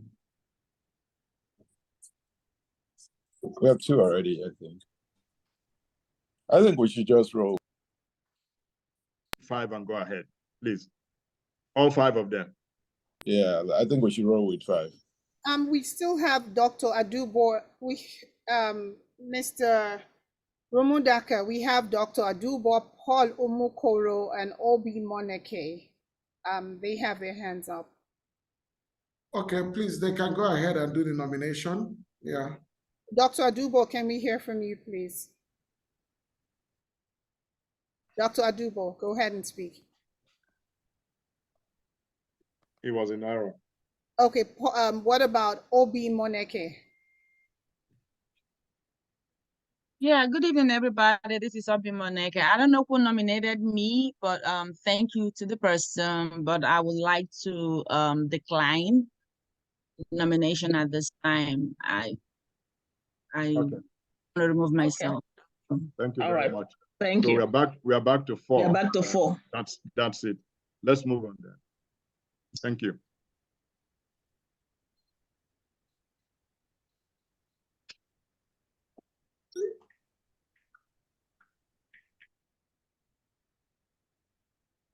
Did we lose Rumundaka?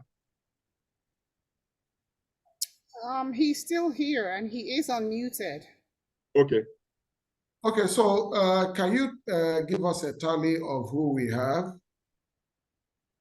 We have Lionel. We have Ife. We have Unamdi Madueke, and then we have the fourth one now.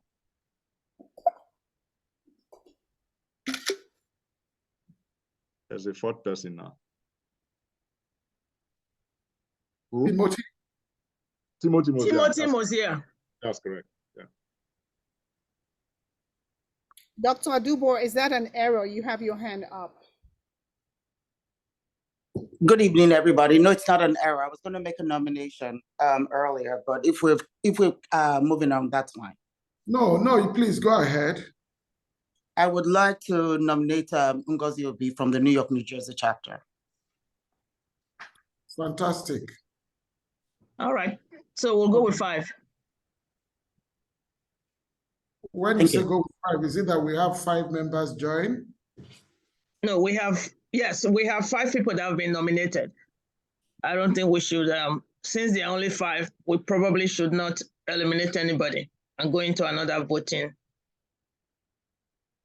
Has everybody affirmed that they're willing to serve? So I guess we just have to wait to hear from Ngozi now. Would you like to read out the names again and, give an opportunity for them to respond? The nominees. We can't hear you, Mr. Patrick Egbe, Dr. Egbe. We're not hearing you. No, I'm not saying anything. Okay, can someone please read the names of the nominees? Okay, I will. 1 is Timothy Mosier.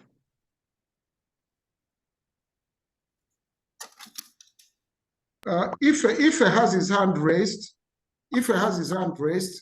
Okay, you are unmuted. Go ahead. Okay, I really do appreciate being nominated to serve on this board, but at the moment, I'm going to have to decline, unfortunately.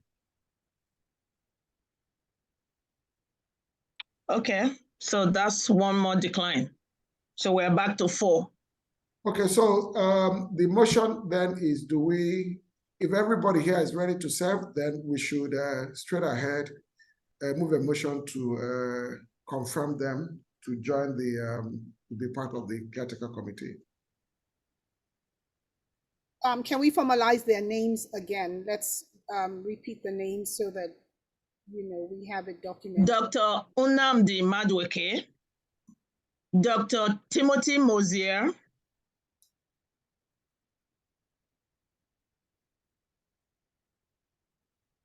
Mr. Lionel Osegai.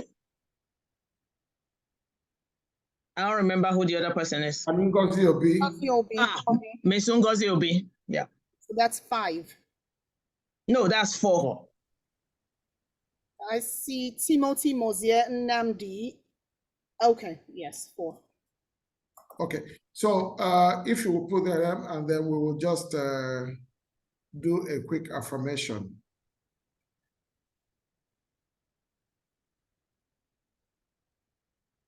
Do we have a poll? What is the poll going to say? Again, we can just have the simple question. Does anybody yes or no have any other person, any dissenting? No, we can just react dissent. because the affirmation is important. Nobody has any other person, but for the people who have voted, they have say any dissent to the people listed. Okay, any dissent to the 4 new members. At this time, I'm going to give everyone the ability to unmute so that if there's anyone that has,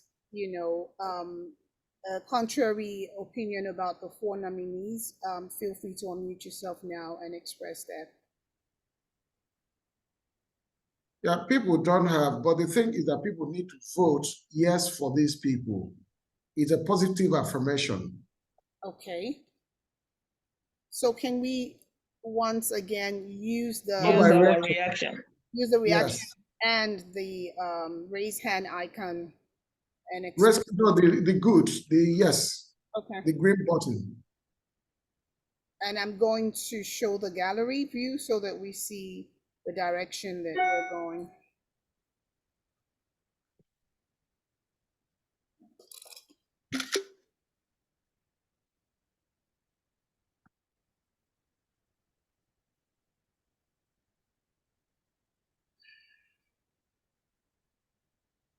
Okay. All right. I think this is largely carried. Very good.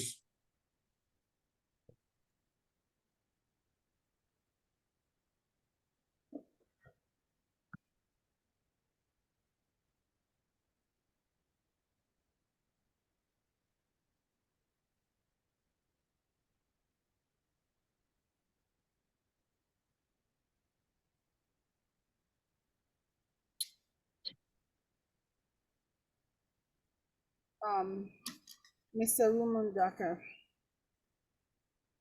Yes, so thank you very much. I think, is there any additional motion that needs movement on our way forward now, or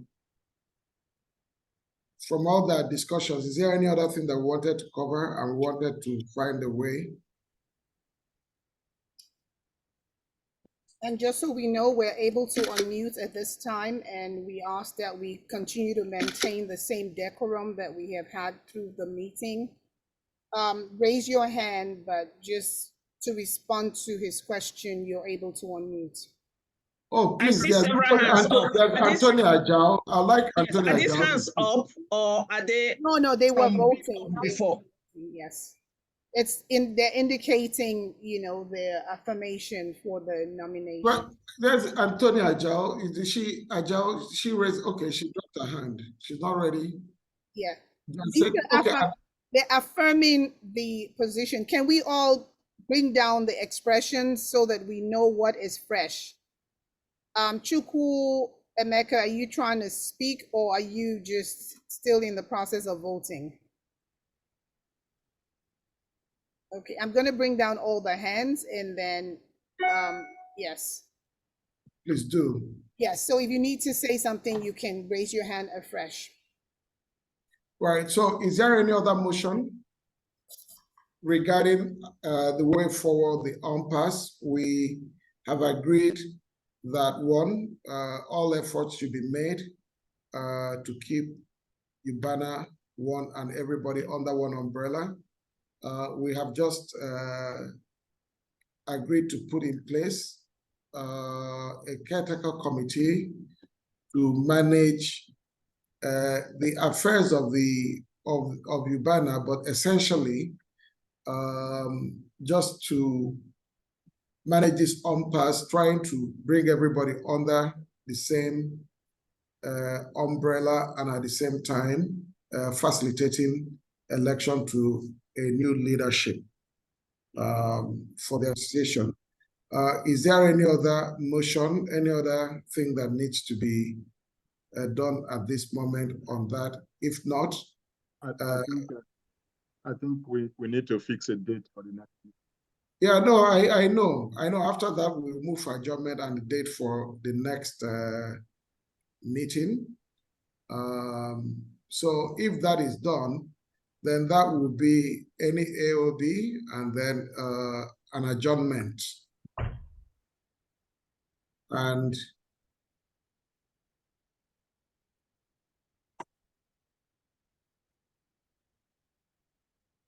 so we don't know what time the caretaker committee would require. So if we're adjourning, are we going to adjourn the meeting with a date, or adjourn the meeting and wait for caretaker committee to tell us when we'll be meeting next? I think the latter sounds more reasonable, because the caretaker committee has to meet, they have to conjoin, they have to determine the next direction, and then we can post it, instead of making a date now, which might or might not be feasible. Okay. So I will need someone to then move a motion. If there is no other matters, does anybody have an AOB? Chukwemeka Ube, your hand is still up. I'm not sure whether it's old or new. I think it's old. It's been up for a while. Okay, could facilitator raise it? And then it seems like he's unmuted. If he has something to say, he's unmuted. It's Momodu that wants to speak. Okay, he's able to unmute himself. Go ahead, Dr. Momodu. You are a co-host. Just before that, I'm sorry. I want to remind everyone, please sign in. And Mr. Rumundaka, I have made the new nominees co-hosts. And so if any of them maybe has something to say, I just want to make sure that they know that they're able to unmute. Ngozi Obi, Nnamdi Madueke, Lionel Osa, and Timothy Mosey, you are now co-host and you're able to, if you come on camera, we could make you visible to the house. I strongly suggest that you come on camera so that we can make you visible. I yield back to you, Mr. Rumundaka. And Mr. Kingsley, go ahead. You are able to unmute. Go ahead. No, I wasn't trying to say anything. Okay. No, because your hand is up. Okay. Oh, I'm so terribly sorry. He's exercising his hands. Okay. So requesting the new nominees to come on camera so that we can spotlight you, have everyone, get to meet you. And then Mr. Rumundaka will take us from there. Rumundaka, sorry, will take us from there. Mr. Nnamdi, are you able to come on camera? I'm sorry, Nnamdi and... Okay, I see Lionel is here. What about Nnamdi? And Ngozi Obi, are you able to come on camera? She was on camera earlier. I was, sorry. I've already changed into my pajamas, people. Okay. It's way too late. Yeah, we saw her. And Nnamdi. So let's carry on, Mr. Rumundaka. Okay, so we then need someone to move for a motion for adjournment in the absence of any other. But before then, let me sincerely thank everyone for this vibrant participation. Definitely, when your past president and trustees came together to think about the agenda based on what we talked about, we had some expected outcomes, but what we came with most was to listen to everyone and be directed by the General Assembly as anybody who is in leadership position should be regarding UBAANA. And where we've landed, I must say that it's taken a lot of time. And personally, I was also saying to myself that finally we get this done and then we can have the weekends, we can do a little more, and then there'll be time. But apparently we didn't achieve that. But what we achieved is more work and actually a much better outcome. Very satisfied. I've never been as satisfied working in UBAANA as I am today for this effort and what is yielded. And the number of people who came out here, it's a great support that people actually do want UBAANA and that this means a lot to everyone. And that central message of doing everything to keep UBAANA one, that we all affirmed to and said that that's the way forward. There's nothing bigger than that. So I want to thank everyone. 4 hours is no joke. And we will make this work. We will make this work. Thank you very much. And thank you, my colleagues who have been with us and every other person. Thank you very, very much. We do have someone under, I believe this is any other business, and that is Awele Anyanwu. She has her hands raised. Could you please address the House? Okay. Yeah, thank you very much. Yeah, this is Awele. I just have, well, I don't know if I'll call it an opinion, but or an observation, but I think it's a little bit, well, I don't know the right word to use. I may just say dangerous to leave it open without a timeline. We don't need a date, but there is the tendency for delay tactics to be employed. And so if the caretaker committee is going to say, well, by December 31st, or even December or January, it doesn't matter, but there must be a deadline that is a time, right, given to this House, given to this assembly, by which they must reach back to us, so that whoever, I mean, those they are reaching out to know that this is what has been agreed, to avoid any form of delay tactics. Because if you say, well, you have to exhaust all avenues to ensure that, you know, we're able to have one House, well, how then, if someone always comes back and says, oh, well, we haven't still exhausted, oh, we haven't had a time to meet. So I think it is important. We don't need a hard deadline like, oh, by this date or whatever, but I think it's a little bit safe to be able to say, well, by the end of the year or by the end of January, whatever it is, we are coming back to the House. So this is just my opinion, you know. Okay. That is very well taken. And the motion for adjournment is yet to be moved. So if whoever is going to move that motion would see fit to include that with a date. And what exactly is the date? This is not the date for the final election, but the date for the next meeting. Or you want to set a date for the elections and then say that between them. As a matter of fact, people have to go back and look at how much leeway one has under the Constitution and what needs to be done if we have to have an abridged or accelerated process. So that is taking. I think the caretaker committee should meet and then get back to this people. Well, what she's saying that we say that by such a date there will be a meeting, another General Assembly meeting. If it's to provide update in 30 minutes or so, then so be it. But it's just to keep the ball moving. Today is the 28th of October.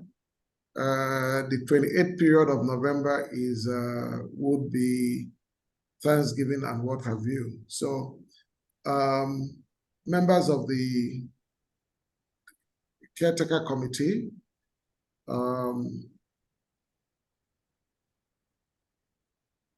so so anyway, we can move the motion and then let's see how that goes. I think Awele's point is very well taken. We should look at a 6 weeks window by the 15th of December to get back to the House on this committee to report back to the House by the 16th of December. That's what I would suggest. Okay. I would like to second that. That's a fair date. Let us see what we can do before then. Did you say December? Yeah, December 15th. And December 15th.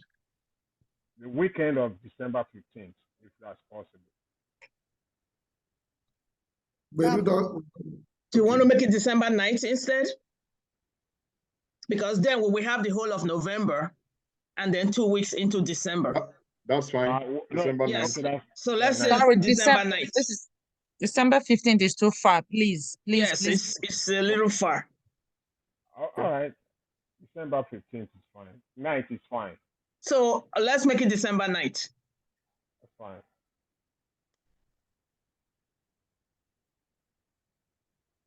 If they finish before then, that will be great. If not, we should be back. All right, who's moving the motion formally that the next meeting be December? Is that, would I then say is Awele Anyanwu? That will be fine. Okay, and who is seconding that motion? I second. All right, very good. Unless anybody from the floor wants to second, which is fine. Yeah, you've seconded, that's okay. I like the fact that Tonya was seconded. Please, let's put her on Okay, record. then if Sonia seconded, make it Tonya. I just Uh-huh. wanted to move on. So if Tonya is seconding, Madam Kuku will give her to you. Madam Kala. Is that, what did you call her? Ah, I plead the fifth.